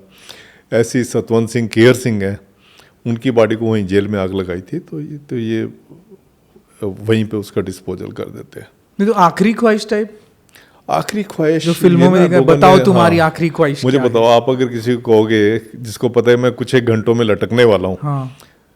कोई ये तो कहेगा नहीं कि मेरे को खीर ला के खिलाओ या पूड़ी ला के खिलाओ या सब्जी ला के खिलाओ या नॉनवेज ला के खिलाओ, ये तो कहेगा नहीं। हाँ। वो तो उस टाइम वैसे भी उसका वो आखिरी वो चल रहा होता है, माइंड सेट ही नहीं होता वो। तो आखिरी इच्छा का मतलब ये होता है कि अगर आप अपनी जो प्रॉपर्टी है, मूवेबल या इमूवेबल प्रॉपर्टी है, उसको किसको देना चाहते हैं, इसको आखिरी इच्छा जो मजिस्ट्रेट आके, हाँ, जो मजिस्ट्रेट आके रिकॉर्ड करता है, को उसकी ये इच्छा नहीं होती कि क्या खाएगा क्या नहीं खाएगा, ये सब बेकार की बात है। आखिरी ख्वाहिश में मांग लिया कि मत चढ़ाओ फांसी पे। वो ये भी कह सकते हैं, ये भी मुझे बोल फांसी देगा। मत चढ़ाओ, मेरी आखिरी फंस जाएगी भी जिला, अरे आखिरी ख्वाहिश तो ये निकली। या आखिरी इच्छा बार बार वो कहता रहे कि मुझे ये खिलाओ, दुकानें ना खुली हो, ये ना हो। तो चीज़ें बहुत वो कॉम्प्लिकेटेड चीज़ें होती हैं जो हम लोगों ने बनाया हुआ है। आखिरी इच्छा का मतलब ये होता है कि जो उसकी प्रॉपर्टी वगैरह है, हाँ, उसके बारे में वो किसके नाम पे करना चाहते हैं, ये उसकी आखिरी इच्छा होती है। नहीं तो अफजल गुरु लास्ट मोमेंट में फिर कैसा था, मतलब क्या शांत था, नहीं, कुछ बोल रहा का था? जो मैंने अपनी किताब में भी लिखा है कि अफजल गुरु का जो आखिरी वो थी, तो उससे पूछा कि आखिरी इच्छा जो आप है, तो उसने कहा नहीं, मेरी कोई मेरी प्रॉपर्टी वगैरह नहीं है, कोई ऐसी कोई इच्छा नहीं है। फिर वो कहते हैं जी मैं आपको गाना सुनाना चाहता हूँ। आपको? हाँ, मैं था, सुप्रीटेंडेंट जेल थे और भी जेल स्टाफ था। हाँ, तो कहता मैं आपको एक गाना सुनाना चाहता हूँ। और ये वो कब कर रहा है, जब वो 1 घंटे दूर है फांसी से? हाँ, फांसी से 1 घंटे दूर है। तो उसने गाना गाना शुरू किया। गाया भी? हाँ, बड़े उछल उछल के गा रहे थे। वो गाना था, संजीव कुमार की पिक्चर थी, अपने लिए जिए तो क्या जिए, खुशी ये दिल जमाने के लिए। उसका कहने का ये था कि फिर उसने जो उसको एक्सप्लेन किया, पूरा गाना गाया उसने, हमने भी साथ गाया उसके। उसका कहने का मतलब ये था कि तुम आजकल दुनिया में ना लोग अपने लिए जीते हैं ज़्यादा, अपने लिए तो जानवर भी जीता है। आपकी ज़िंदगी तभी वो है, सफल है, अगर आप दूसरों के लिए जी रहे हो। फिर उसने बताया, कहते हैं कि जो मेरे को फांसी लग रही है, मैं कोई इस कॉन्स्पिरेसी वगैरह में कोई शामिल नहीं था, जो वो बता रहा था। तो मैं इसमें कोई वो शामिल नहीं था, मैं तो खाली ये कि इस देश से करप्शन को भगाना चाहता था। अगर मैं टेररिस्ट होता तो मैं PUCL बड़ी फेमस NGO है, उसका मेंबर क्यों होता, उनके हर एक एजिटेशन वगैरह में मैं जाता था। और मैं अपने बच्चे को डॉक्टर क्यों बनाता। कहते कभी आपने किसी टेररिस्ट को देखा है कि वो अपने बच्चे को MBBS करवाए? इसका बेटा गालिब, वो वहाँ पे MBBS कर रहा था जम्मू कश्मीर उसमें। तो फिर खैर ये बात बताई मैंने अपनी किताब में लिखी हुई है, जो उसने बताया कि मैंने उसमें ये नहीं कहा कि वो सही कह रहा था या गलत कह रहा था। वो इसका एक पॉइंट जैसे, हाँ, मैंने तो जैसे उसने कहा वैसे का वैसे मैंने उसमें लिख दिया। तो उसने जो गाना गाया, मतलब मैंने कभी ऐसा नहीं देखा कि लास्ट मोमेंट पे कोई जो है गाना गा रहा है। हाँ, बहुत वियर्ड है। हाँ, तो गाना मतलब फिर वो जब उसने गाना गाया, हम जेल सुप्रीटेंडेंट, मैं, हम सारे उसके साथ ही गाना गा रहे थे। उसके बाद उस गाने को फिर जब घर में आए तो साथ में उसने मेरी कोई ज़्यादा ही तारीफ कर दी थी कि आपकी आंखों में बड़ी कंपैशन नज़र आ रही है, तुम्हें इतने सारे कोई कम्प्लीमेंट दे दे, जैसे आपने कम्प्लीमेंट अभी आती मेरे को दिया था, तो आपको फिर एक अपनापन सा हो जाता है। तो उसने इतने वो दे दी कि मेरे को आपकी आंखों में बड़ी कंपैशन नजर आ रही है, जब मैं फांसी पे लटकने जाऊंगा तो आप मेरी तरफ देखते रहना। तो उसके बाद जो है ना, मेरा मतलब दिल इतना हल्का हो गया। उसके बाद मैं जब घर आया, नहीं तो जनरली क्या होता है जब फांसी वगैरह में आप देखते हो ना कि ऐसे हुआ है, आपको कोई दिल तो खराब आपका होता है, पर इतना दिल नहीं खराब होता। तो आप लंच नहीं खाओगे तो उसके बाद रात का डिनर तो कर ही लोगे। पर उसके बाद उस दिन तो जब मैं गया तो इसने मेरे को इतने कम्प्लीमेंट्स दे दिए थे जो कि मैंने कभी सोचा ही नहीं था कि मेरे को देखें। क्या मैंने आपको जैसे बताया, जेलर का और जो प्रिजनर का रिश्ता गेस्ट और होस्ट वाला होता है, तो वही रिश्ता हम निभा रहे थे। तो उसकी बेचारे की एक इच्छा ये थी, वो चाय पीना चाहता था, तो उस टाइम पे चाय वाला भी चला गया था, चाय भी हम उसको नहीं पिला पाए थे। एक ही बार चाय पिलाई, दूसरी बार चाय भी नहीं पिला पाए थे। तो वो फिर मैं जब अपने घर गया तो उसमें मेरा इतना दिल कच्चा हुआ, मैं, मेरी फैमिली सारे हम गले लग के ना काफ़ी देर तक हम अपना मतलब अपने आप को हल्का करते रहे। और ये गाना मेरे ख्याल मैंने कई 100 बार सुना होगा अब तक, अपने लिए जिए तो क्या जिए, खुशी ये दिल जमाने के लिए। ये गाना मैंने कितनी बार सुना होगा। और उसकी आवाज भी शायद आपको याद होगी आज तक जब वो गा रहा होगा। हाँ नहीं उसी आज की भी याद आती है ना जब मैं उस गाने को देखता हूँ, तो मुझे लगता है कि उस गाने को पॉपुलर करने में, उसके हैंगिंग के बाद उस गाने को पॉपुलर करने में मैंने बड़ा सहयोग किया है क्योंकि मैंने किताब में भी अपनी ये बात लिखी है और फिर मैंने देखा है कि वो गाना काफ़ी ज़्यादा मतलब वो लोगों की फरमाइश पे रेडियो वगैरह में सुनते रहते हैं, तो सुनाया जाता है उस गाने को। तो ये जो हम लोग जब हैंगिंग के लिए लेके जाए तब एक ब्लैक कपड़ा पहना था। हाँ, जैसे फांसी के तख्ते पे खड़ा किया तो उसके सिर के ऊपर काला कपड़ा डाला जाएगा, काले कपड़े के ऊपर जो है रस्से का फंदा जो है उसके गले में डलेगा और जैसे ही सुपरिटेंडेंट इशारा करेगा वो लीवर खींच देगा और वो आप लगा लो कि 2-4 मिनट में ही जो है लाइफ एक्सटिंक्ट हो जाती है। तो 3 मिनट तक इंसान तड़पता है उसमें या फिर नेचुरली इन एन इंस्टेंट मर जाता है? काला कपड़ा जो डालते हैं ना मुंह में, उसके वो ऐसा वो इसीलिए डालते हैं क्योंकि कई बार तो शक्ल बड़ी भयानक हो जाती है। हाँ, वो जीभ eyes निकल आती pop है, out, हाँ आइस बाहर आ जाती हैं, जीभ बाहर जीभ निकल बाहर आ आती जाती है, अजीब सी हो जाती है। तो मतलब किसी को डर ना लगे वो काला कपड़ा डाल। और आपको वो 3 मिनट तक देखना पड़ता है कि वो तड़प रहा है उधर, खड़े रहना पड़ता है वहाँ पे? हमें रहना होता है 2 घंटे तक। अरे बाप रे। हम लोग ये नहीं होता कि उसकी जैसी फांसी लगी तो हम चले जाएंगे। लीवर खींचने फांसी- में जाता नहीं कोई वहीं? लीवर खींचने के बाद जैसे रस्सी से लटका रहेगा हाँ। नीचे एक वो होता है एक फांसी का क्या लगा लें कमरा होता है नीचे जिसमें हाँ। उसकी बॉडी लटक जाती है। तो बॉडी लटकी रहती है, तो 2 घंटे बाद जब डॉक्टर आता है तब हम उसको देखने जाते हैं।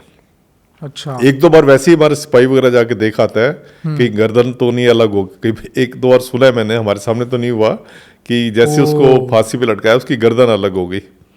इतना मोटा रस्सा होता है मतलब वो? रस्सा तो बड़ा मोटा होता है। कई बार क्या होता है कि अगर आदमी का शरीर जो है मोटा है ना, तो वो गर्दन के इतना ऊपर भार- प्रेशर ज्यादा पड़ता है क्योंकि झटके से जो बॉडी नीचे गिरती है। तो कई बार सुना है मैंने कि सिर ऊपर रह जाता है और बॉडी नीचे गिर जाती है टूट के। अरे बाप रे, इतना प्रेशर, क्योंकि सर वो बॉडी का प्रेशर ही नहीं ले पाया। सर बॉडी आपने ये जो पूरा इंसिडेंट सुना है, ये सुन के भी रूह कांप उठती है। अरे हमारा तो फिर ये हो गया ना, जिसने 8 फांसियां देखी हूँ। नहीं तो रंगा बिल्ला जो थे तो वो साथ में ही दिया था उनको फांसी, क्या एक जैसे अब तो ये- 2 लीवर खींचे गए थे? नहीं, एक ही लीवर से हो जाता है। आपको 2 लीवर का, आपने जैसे एक लीवर है वो फट्टे के ऊपर 4 लोग खड़े हो सकते हैं। हाँ, फट्टा पूरा है बिल्कुल। जैसे मैं आपको बताऊं, जैसे ये आपकी मेज है ना, ये मेज थोड़ी ऊपर कर लो, हाँ ठीक है।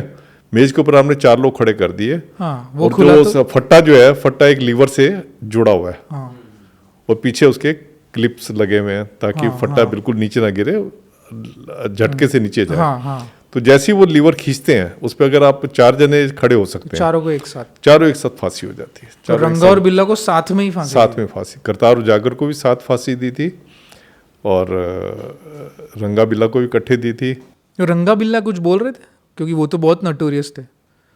रंगा बिल्ला जो थे नोटोरियस तो थे वो, पर मैं फिर अपनी वही वाली बात पे आ जाता हूँ, गेस्ट और होस्ट वाली बात पे, कि हम लोग इनके साथ ऐसे खेलते, वो हमारे साथ बैडमिंटन खेलते थे रंगा बिल्ला। मोहम्मद मकबूल भट्ट के साथ हमने बहुत बैडमिंटन खेली है। मोहम्मद मकबूल भट्ट तो इतने ज्ञानी आदमी थे, इनफैक्ट अब मैंने दिल्ली के सबसे अच्छे कॉलेज से मैंने एजुकेशन की थी, पर जो पेटिशन लिखने की जो इंग्लिश में थी मैंने उनसे सीखा था। अच्छा। तो हाँ, तो हम उनको ये नहीं सोचते, जिस बंदे को आप देख के डरोगे, हाँ, वो बंदे हमारे साथ ऐसे रहते हैं जैसे हमारे परिवार का हिस्सा होते हैं। तो हम वहाँ जेल के अंदर आप जाओगे तो आपका बिल्कुल ऐसा होता है कि वहीं पे आप खेल रहे हो उनके साथ। कई बार तो खाना भी हम इकट्ठे खा लेते हैं और हमारे स्पोर्ट्स फेस्टिवल होते हैं जिसमें स्टाफ वाले और कैदी मिल के खेलते हैं, एक दूसरे के खिलाफ भी खेलते हैं। तो एक फैमिली वाला एटमॉस्फेयर होता है जेल में। अभी हमने देखा था सुकेश चंद्रशेखर का, हमने वीडियो देखा था न्यूज में कि भाई उसको बहुत अंदर 5 स्टार फैसिलिटी मिल रही है। सत्येंद्र जैन है जिसके पैर दबाते हुए भी वीडियो थे कि भाई उसको मसाज मिल रहा है। एक्टर दर्शन है जो साउथ में, अभी उसका भी एक फोटो आया था कि वो सिगरेट और मस्त जूस व्यूस पी रहा है, मस्त बैठा है गार्डन में, और 2 उसके कोई शायद बाहर से भी आए हैं। मतलब एकदम रिलैक्स एटमॉस्फेयर है। ये कैसे पॉसिबल है सर? देखें, ये ना मेरा शुरू से कहना है, शुरू से डे 1 से मैं कह रहा हूँ ये वाली बात, कि कोई भी स्टाफ को अगर खरीदना चाहे या तो मनी पावर से या अपने इन्फ्लुएंस से, अगर पॉलिटिकल इन्फ्लुएंस है उसका, उससे या मनी पावर पैसे दे के कभी भी, वैसे तो हिंदुस्तान के हर एक सिस्टम को खरीदा जा सकता है, लोग जब कहते हैं क्रिमिनल जस्टिस सिस्टम को आप खरीद सकते हो, तो पैसे, ये दो चीज़ें, पैसे की पावर और एक अपना जो एक इन्फ्लुएंस है उसका, गैंगस्टर है तो इन्फ्लुएंस है, पॉलिटिशियन है तो इन्फ्लुएंस है, तो उससे आप कुछ भी कर सकते हो। जैसे सुकेश चंद्रशेखर का आपने नाम लिया, जैसे मैंने अखबारों में पढ़ा है, उसका भी यही था कि उसने इतना पैसा देता था लोगों को।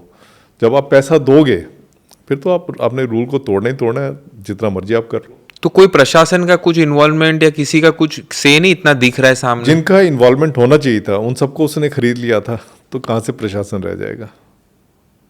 50 बार मैंने देखा होगा, जब भी कोई पैसे वाला आदमी, ये गैंगस्टर या ये लोग पॉलिटिकल प्रिजनर आए हैं, सिस्टम हमारा फ्लैट हो गया। लॉरेंस बिश्नोई को देख लीजिए, लॉरेंस वो तो बिश्नोई का देखो। वीडियो कॉल कर रहा है। हाँ देखो, वीडियो कॉल, ये पता है क्यों करते हैं? देखो, इसके पीछे भी इनकी एक साइकी होती है।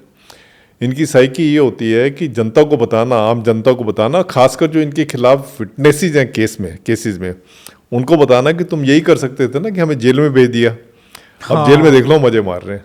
आप देखें, हमारे यहाँ का बहुत ज़रूरी है क्रिमिनल जस्टिस सिस्टम को जो है ठीक करना। क्राइम क्यों हो रहे हैं, इतने क्राइम क्यों बढ़ता जा रहा है? मैं आपको बताऊं, मैं आपको अंदर की बात बता रहा हूं कि अगर 20 क्राइम होते हैं ना तो एक क्राइम रजिस्टर्ड होता है। अच्छा, इतना रेशो है? इतना रेशियो है, 1:20। क्राइम, हाँ, और एक क्राइम आपका रजिस्टर्ड हो रहा है, और वो भी आपका सालों साल तक जो है उसमें चले जा रहा है। विटनेस को पता नहीं 3 साल बाद या 4 साल बाद समन आएंगे कि आप आओ और जाके उसके खिलाफ जो भी आपने कहना है कहो। तो विटनेस कहती है, जो वो अपना एक आराम से ज़िंदगी अपनी बिता रहे होते हैं, पीसफुल लाइफ बिता रहे होते हैं, वो कहते हैं हमें क्या जरूरत है, जो हमारे साथ होना था वो तो हो ही गया, हम अपनी जो शांति है उसको क्यों ख़त्म करें? इसलिए वो जाके प्रिजनर के फेवर में ही बोल के आते हैं। मैंने बाप को देखा है, उसके बेटे का मर्डर हुआ है, उसके सामने मर्डर हुआ है, पर जब उसको कोर्ट ने बुलाया तो उसने कह दिया मैंने कुछ नहीं देखा। बहन को देखा है, भाई को देखा है, रेप उस भाई के सामने हुआ है, उसने कहा मैंने कुछ नहीं देखा। तो ये क्या है कि ये हमारे क्रिमिनल जस्टिस सिस्टम का फ्ला है, बहुत बड़ा फ्ला है। और ये सर, जो जैसे आपने बोला कि जो इन्फ्लुएंशियल लोग आके पैसे देते जेल में और अच्छी तरह से रहते, तो आपने कभी ऐसा फेस किया, कोई आपके यहाँ पे इन्फ्लुएंशियल आदमी है और बहुत प्रेशर दिया हो आपको कि ये भी चाहिए, ये भी चाहिए? बहुत देखा मैंने, जितने मैंने देखा है। तो आप क्या फिर सकम हो जाते हो, करना पड़ता है? नहीं, मैं सकम नहीं हो जाता, हमारा सिस्टम सकम हो जाता है। तो मिनिस्टर्स में कोई आते थे क्या, पॉलिटिशियंस में? वो तो आप देखें ना, जो 2G स्कैम में काफी सारे मिनिस्टर, सिटिंग मिनिस्टर थे, जेल में आए थे। राजा, हाँ, राजा वगैरह सारे थे। तो अब जब ये लोग आते हैं जेल में, अब अगर आप, डिमांड्स क्या होती है उनकी? डिमांड होती है रोटी कपड़ा मकान। अच्छा, रोटी वो चाहते हैं कि रोटी उनकी बाहर से बन के आए या स्पेशल किचन बने, वो जेल का रोटी नहीं खाना चाहते। कपड़ा वो चाहते हैं उनका कपड़ा बाहर से आए, जो कपड़ा वो पहने वो उनको पहने दिया, चाहे 50 जोड़े कपड़े के जूते के आ रहे हैं, बेडशीट वगैरह आ रही है, गद्दे वगैरह आ रहे हैं, चारपाई आ रही है, उनके आने दो, घर से आए। और होता है मकान। मकान का मतलब ये होता है, हमारे यहाँ 2 तरह की एकोमोडेशन होती है, बैरक एकोमोडेशन और सेल एकोमोडेशन। तो उनकी ये कोशिश होती है कि उनको सेल में रखें और लोगों के साथ न रखें, और लोगों प्रिजनर के साथ प्राइवेसी मिले। हाँ, प्राइवेसी मिले। मतलब एक 1 रूम में अपार्टमेंट, जैसे स्टूडियो अपार्टमेंट आपके होते हैं, सेल उस टाइप की होती हैं। फीमेल विमेन का, विमेन प्रिजनर्स बहुत बढ़ रहे हैं आजकल। ऐसा नहीं, विमेन प्रिजनर नहीं बढ़ रहे। विमेन प्रिजनर तो अगर पूरे आप हिंदुस्तान का देखेंगे 23 विमेन जेल हैं, तो विमेन प्रिजनर तो नहीं बढ़ रहे, विमेन प्रिजनर तो उतने हैं। मैंने अपनी किताब में एक मेंशन किया हुआ है, हाँ, कि 2003-4 के आसपास ना हमारे यहाँ हर साल जो है करीब 15 के करीब डिलीवरी जेल के अंदर होती थी। अच्छा। अभी भी है, 15 के आसपास की प्रेग्नेंट होती हैं औरतें। जब अरेस्ट किया है तो अगर प्रेगनेंसी है भी तो वैसे तो बेल मिल जाती है, नहीं मिल रही बेल, अगर मर्डर वगैरह केस में है तो फिर उसकी प्रेगनेंसी जेल में होती है, बच्चा उसका जेल में ही होगा। तो 2000 की अर्ली 2000 की बात कर रहा हूँ, उसमें हमने देखा करीब 35-40 डिलीवरीज जो है जेल में होनी शुरू हो गई। जहाँ की पहले 10-15 होती थी, 35-40 डिलीवरी जेल में होनी शुरू हो गई। तो हमने कहा यार क्या कारण होता है कि औरत आती है 6 महीने का पेट लेके आती है और फिर अपना बच्चा होने के बाद जो है 2 महीने और होने के मतलब 4-5 महीने जेल में रहना, उसके बाद निकल जाना। वो ज़्यादातर औरतें आती थी एक्साइज के केस में, झुग्गी झोपड़ी की बच्ची औरतें होती थी एक्साइज के केस में कि शराब की बोतलें आपने ज़्यादा रख ली, तो पुलिस को कोई कंप्लेंट कर देता था इसके घर में इतनी शराब की बोतलें पड़ी हैं, तो पुलिस पकड़ लेती। पुलिस को भी अपने केस मनाने होते हैं, तो पुलिस भी उसमें खुश होती थी, वो भी खुश होती थी, वो जेल के अंदर आ जाती थी। जेल में अंदर आने का कारण ये होता था कि उनको एक गलत फहमी थी, एक अंधविश्वास था कि जेल के अंदर अगर आपका बच्चा पैदा होगा तो वो लड़का होगा। क्या समझा नहीं। जैसे भगवान कृष्ण भी जेल में पैदा हुए थे ना, हाँ, तो उनको ये होता था कि जेल में पैदा होगा तो लड़का ही पैदा होगा। लड़का ही होगा, तो उनको ये भ्रम था। तो जो लड़की भी तो हुई होगी ना कभी ना हाँ, तो फिर हमने क्या किया, जब इतने, अब हमने कहा अगर जैसे अभी तो 35 औरतें हैं, 40 औरतें हैं, हाँ, तो धीरे धीरे तो ये औरतें वगैरह काफ़ी बढ़ती जाएंगी, ऐसे प्रेगनेंसी का केस लेके आएंगे। फिर मैं प्रेस ऑफिसर था, मैंने फिर अखबारों में दिया हाँ, कि इस साल 35 बच्चे हुए, उसमें 20 लड़कियां थी, 15 लड़के थे। तब जाके धीरे धीरे ये चीज़ कम हुई। नहीं तो पहले होता था प्रेगनेंसी हो और जेल में जाओ। सुपरस्टिशन हुआ ये तो। सुपरस्टिशन, एक कोई लाल किताब है उसमें लिखा हुआ है। अच्छा, ओह, लाल किताब तक आ गया बीच में। हाँ, उसमें ये है कि जेल की अगर मिट्टी, अगर आपके दिन बुरे चल रहे हैं तो जेल की मिट्टी, जेल का खाना, फांसी तख्ते की लकड़ी, अगर बच्चा आपका पढ़ाई में कमजोर है तो उसकी ताबीज़ बना के फांसी के तख्ते की लकड़ी के वो गले में डाल देते हैं। जेल का खाना कैसे है सर? जेल का खाना होता है कि वो कहते हैं कि अगर आपके बुरे दिन आए हुए हैं, अच्छा, तो जेल का खाना आपने खा लिया तो आपके बुरे दिन जो टल जाएंगे। अच्छा, तो लोग उसके लिए आते थे? उसके लिए बड़ी ऊंची ऊंची रिक्वेस्ट आती थी, नेताओं से रिक्वेस्ट आती थी, जजों से रिक्वेस्ट आती थी जेल के खाने की।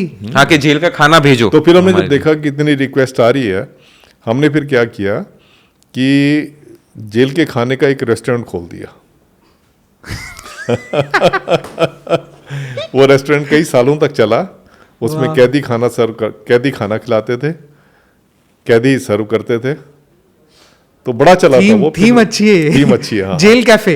हाँ, जेल कैफे, जेल कैफे। हाँ, मैंने अभी सुना कि आपके बुक पे एक फिल्म भी बन रही है। तो फिल्म बन रही है कि सीरीज बन रही है, क्या बन रहा है? देखिए अभी जो ब्लैक वारंट उस पे, हाँ, उस पे जो फिल्म के राइट हैं वो कोई यूके की कंपनी है, उन्होंने खरीदे हैं। अच्छा, जो सीरीज है वो यहाँ इंडिया वाले बना रहे हैं। विक्रमादित्य मोटवाने हैं अच्छा, डायरेक्टर हैं उसके, और एप्लॉज एंटरटेनमेंट करके आदित्य बिरला ग्रुप की हाँ वो है, हाँ, प्रोड्यूस कर रहे दोनों हैं। मिलके जो है वो बना रहे हैं। उसमें शूटिंग तो मार्च में पूरी हो गई थी, उसके बाद अब एडिटिंग वगैरह चल रही है, तो शायद 2-4 महीने में लगता है कि वो बाहर आ जाएगी। और ये कहाँ पे आएगी ये सीरीज? अभी उसका शायद फाइनल नहीं हुआ है। अच्छा, ओके। पर जो भी बेस्ट OTT प्लेटफॉर्म होगा, जो भारत का बेस्ट होगा, वर्ल्ड का बेस्ट होगा, उस पे आएगी, ये तो आप मान के चलो। Very good sir. क्योंकि इतने बड़े बड़े प्लेयर इसमें इन्वॉल्व हैं, तो सब अच्छा होगा। ये OTT सीरीज मुझे लगता है हम तो जरूर देखेंगे और पूरा इंडिया भी देखेगा। हाँ। क्योंकि कौन नहीं जानना चाहता है कि एक जेल के अंदर एक्चुअली क्या होता है। हाँ बिल्कुल, जेल जो है क्लोज इंस्टीट्यूशन है। हाँ, तो मैंने लिखी क्योंकि तो लोगों ने, क्या होता है कि आजकल की जो जनरेशन है उनको सॉफ्ट क्राइम की स्टोरी बहुत अच्छी लगती है। आप देखो कि जितने टीवी पे हैं, जितने क्राइम के शो हैं, सारे सुपर हिट जा रहे हैं, हर एक किसी भी टीवी पे चल रहे हैं। करेक्ट। तो इसलिए क्योंकि मेरी ये सॉफ्ट क्राइम स्टोरी है, तो हिट इसको जाना चाहिए। और मैंने इसलिए लिखा था ताकि जेल के अंदर क्या होता है तो लोगों को पता होना चाहिए कि जेल के अंदर क्या होता है। और एक लास्ट क्वेश्चन है, कोई आपके लाइफ में सर ऐसा आपने कोई क्रिमिनल देखा हो जिसने अपनी लाइफ, मतलब आया तभी तो हीनियस क्रिमिनल था, पर फिर जेल के अंदर वो पूरा एक अलग ही आदमी बन गया, एकदम रिवैम्प हो गया उसका लाइफ? कोई था ऐसा कोई था? एक ऐसा था, हमारे ना जेल में जो रिफॉर्मेशन के जो टूल्स हैं, जो विधियां हैं, उसमें एक तो मेडिटेशन है। मेडिटेशन से हम कैदियों को सुधारते हैं। अच्छा, मेडिटेशन है? हाँ, मेडिटेशन, जितनी मेडिटेशन आपने सुनी होंगी ना, उससे ज़्यादा मेडिटेशन जेल में होती हैं।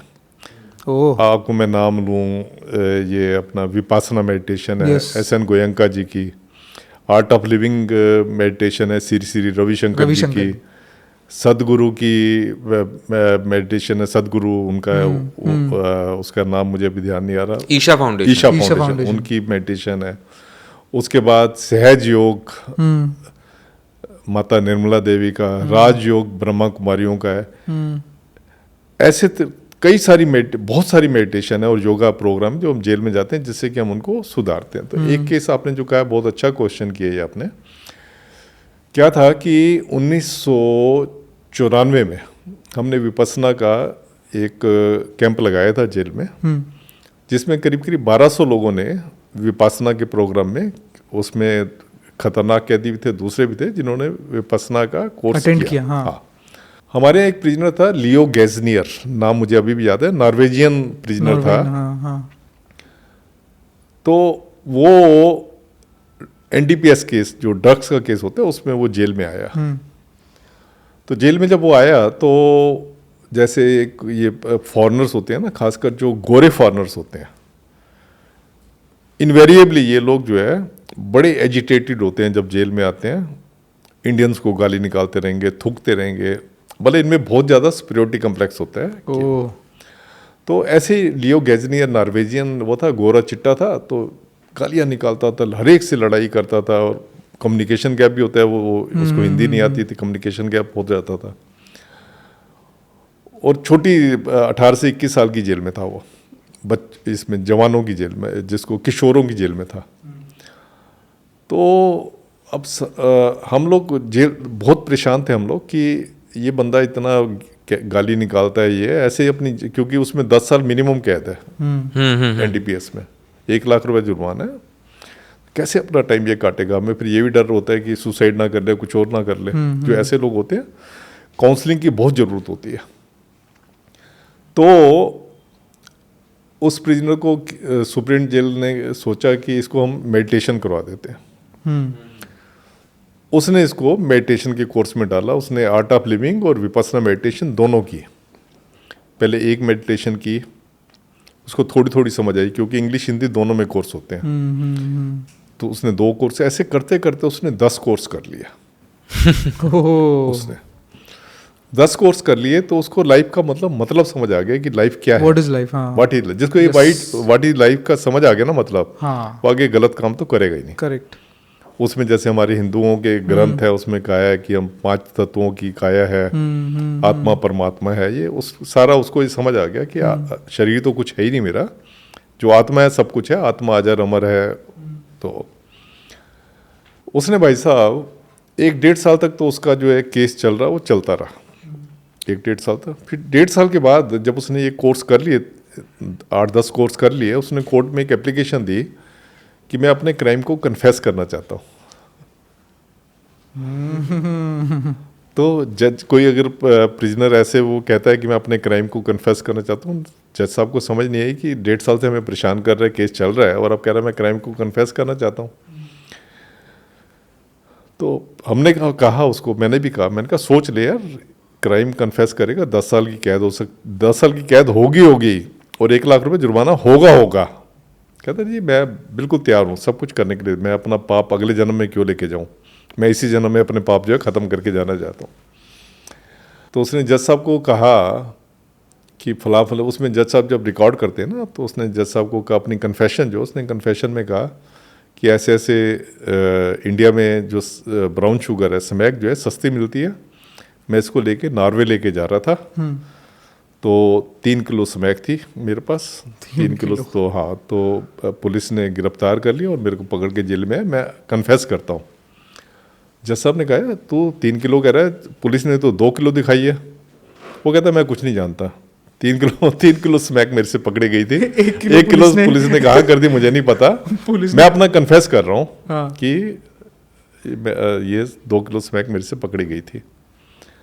तो जज साहब ने इंक्वायरी बिठा दी कि 1 किलो स्मैक कहाँ चली गई। वैसे मैं आपको बताऊँ अनऑफिशियली कि हर एक थाने में थोड़ी बहुत स्मैक रखते थे उस टाइम पे। वो इसलिए रखते थे कि जो स्मैक एडिक्ट को जो गिरफ्तार करते थे ना, वो अगर उसको आप स्मैक नशा नहीं दोगे तो वो वहीं थाने में मर जाएगा, तो 36 इंक्वायरी आपको फेस करनी पड़ेगी। इसलिए थोड़ी सी स्मैक दे देते थे ताकि वो जेल तक चला जाए। जेल में जाने के बाद तो पुलिस की वो ख़त्म है। तो उसको हो गई, वो जब उसको कैद हुई तो बड़ा हंसता खेलता हुआ जेल में आया। उसका ये कहना था कि इवन दो मेंटली मैं लिबरेट हूँ, physically I may be incarcerated but mentally I am liberated. मैंने झूठ का बोझ जो है अपने उससे उतार दिया। मेरे को बड़ा हंसता हुआ आया। तो सब जगह नॉर्वे में फैल गया ये वाली बात कि एक आदमी जो शैतान था नॉर्वे का, वो हिंदुस्तानियों ने साधु बना दिया उसको। वाह। तो वो कर दिया। तो उसके बाद उसका जब अखबारों में इतना आया तो उन दिनों में कंडक्ट उसका अच्छा था। उन दिनों में नॉर्वे का प्राइम मिनिस्टर इंडिया विजिट पे आ रहा था। ये सब बात है 2004-05 की बात है। वो इंडिया में आ रहा था नॉर्वे का प्राइम मिनिस्टर। तो उसके एक एजेंडे में ये भी था कि इसको जो है प्री मैच्योर रिलीज दे दो, नहीं तो कभी भी एनडीपीएस केस में प्री मैच्योर रिलीज नहीं मिलती। नहीं मिली उसको? नहीं मिलती। हाँ, नहीं मिलती। पर उसके केस में राष्ट्रपति जी ने अपनी पावर इस्तेमाल करके आर्टिकल 73 कॉन्स्टिट्यूशन में अपनी पावर इस्तेमाल करके उसकी सजा माफी कर दी।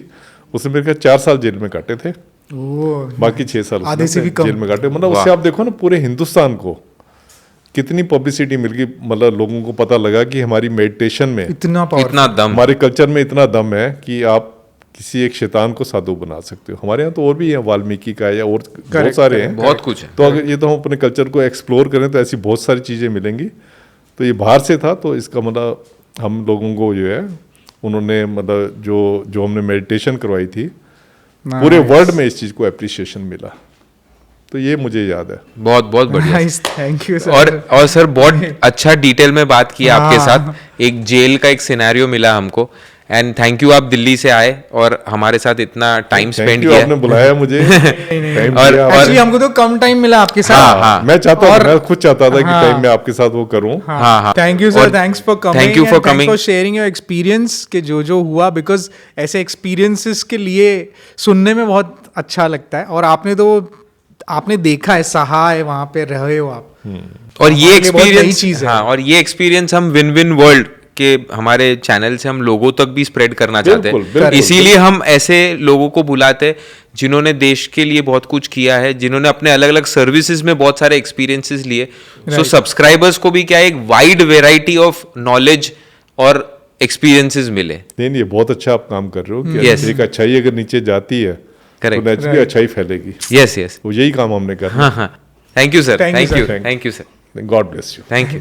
और अगर आप लोग को भी ये अच्छा लगा हो व्लॉग, अपना व्लॉग बोल रहा हूँ, आपको भी अच्छा लगा ये podcast, so do like, share, comment and subscribe to Win Win World. Yes, और अगर आपको कोई गेस्ट के रिकमेंडेशन है तो प्लीज सजेशन बॉक्स में या तो कमेंट्स करके हमें बताइए, हम जरूर उनको लाने की कोशिश करेंगे। जब तक के लिए जय Siya Ram. Thank you sir. Thank you.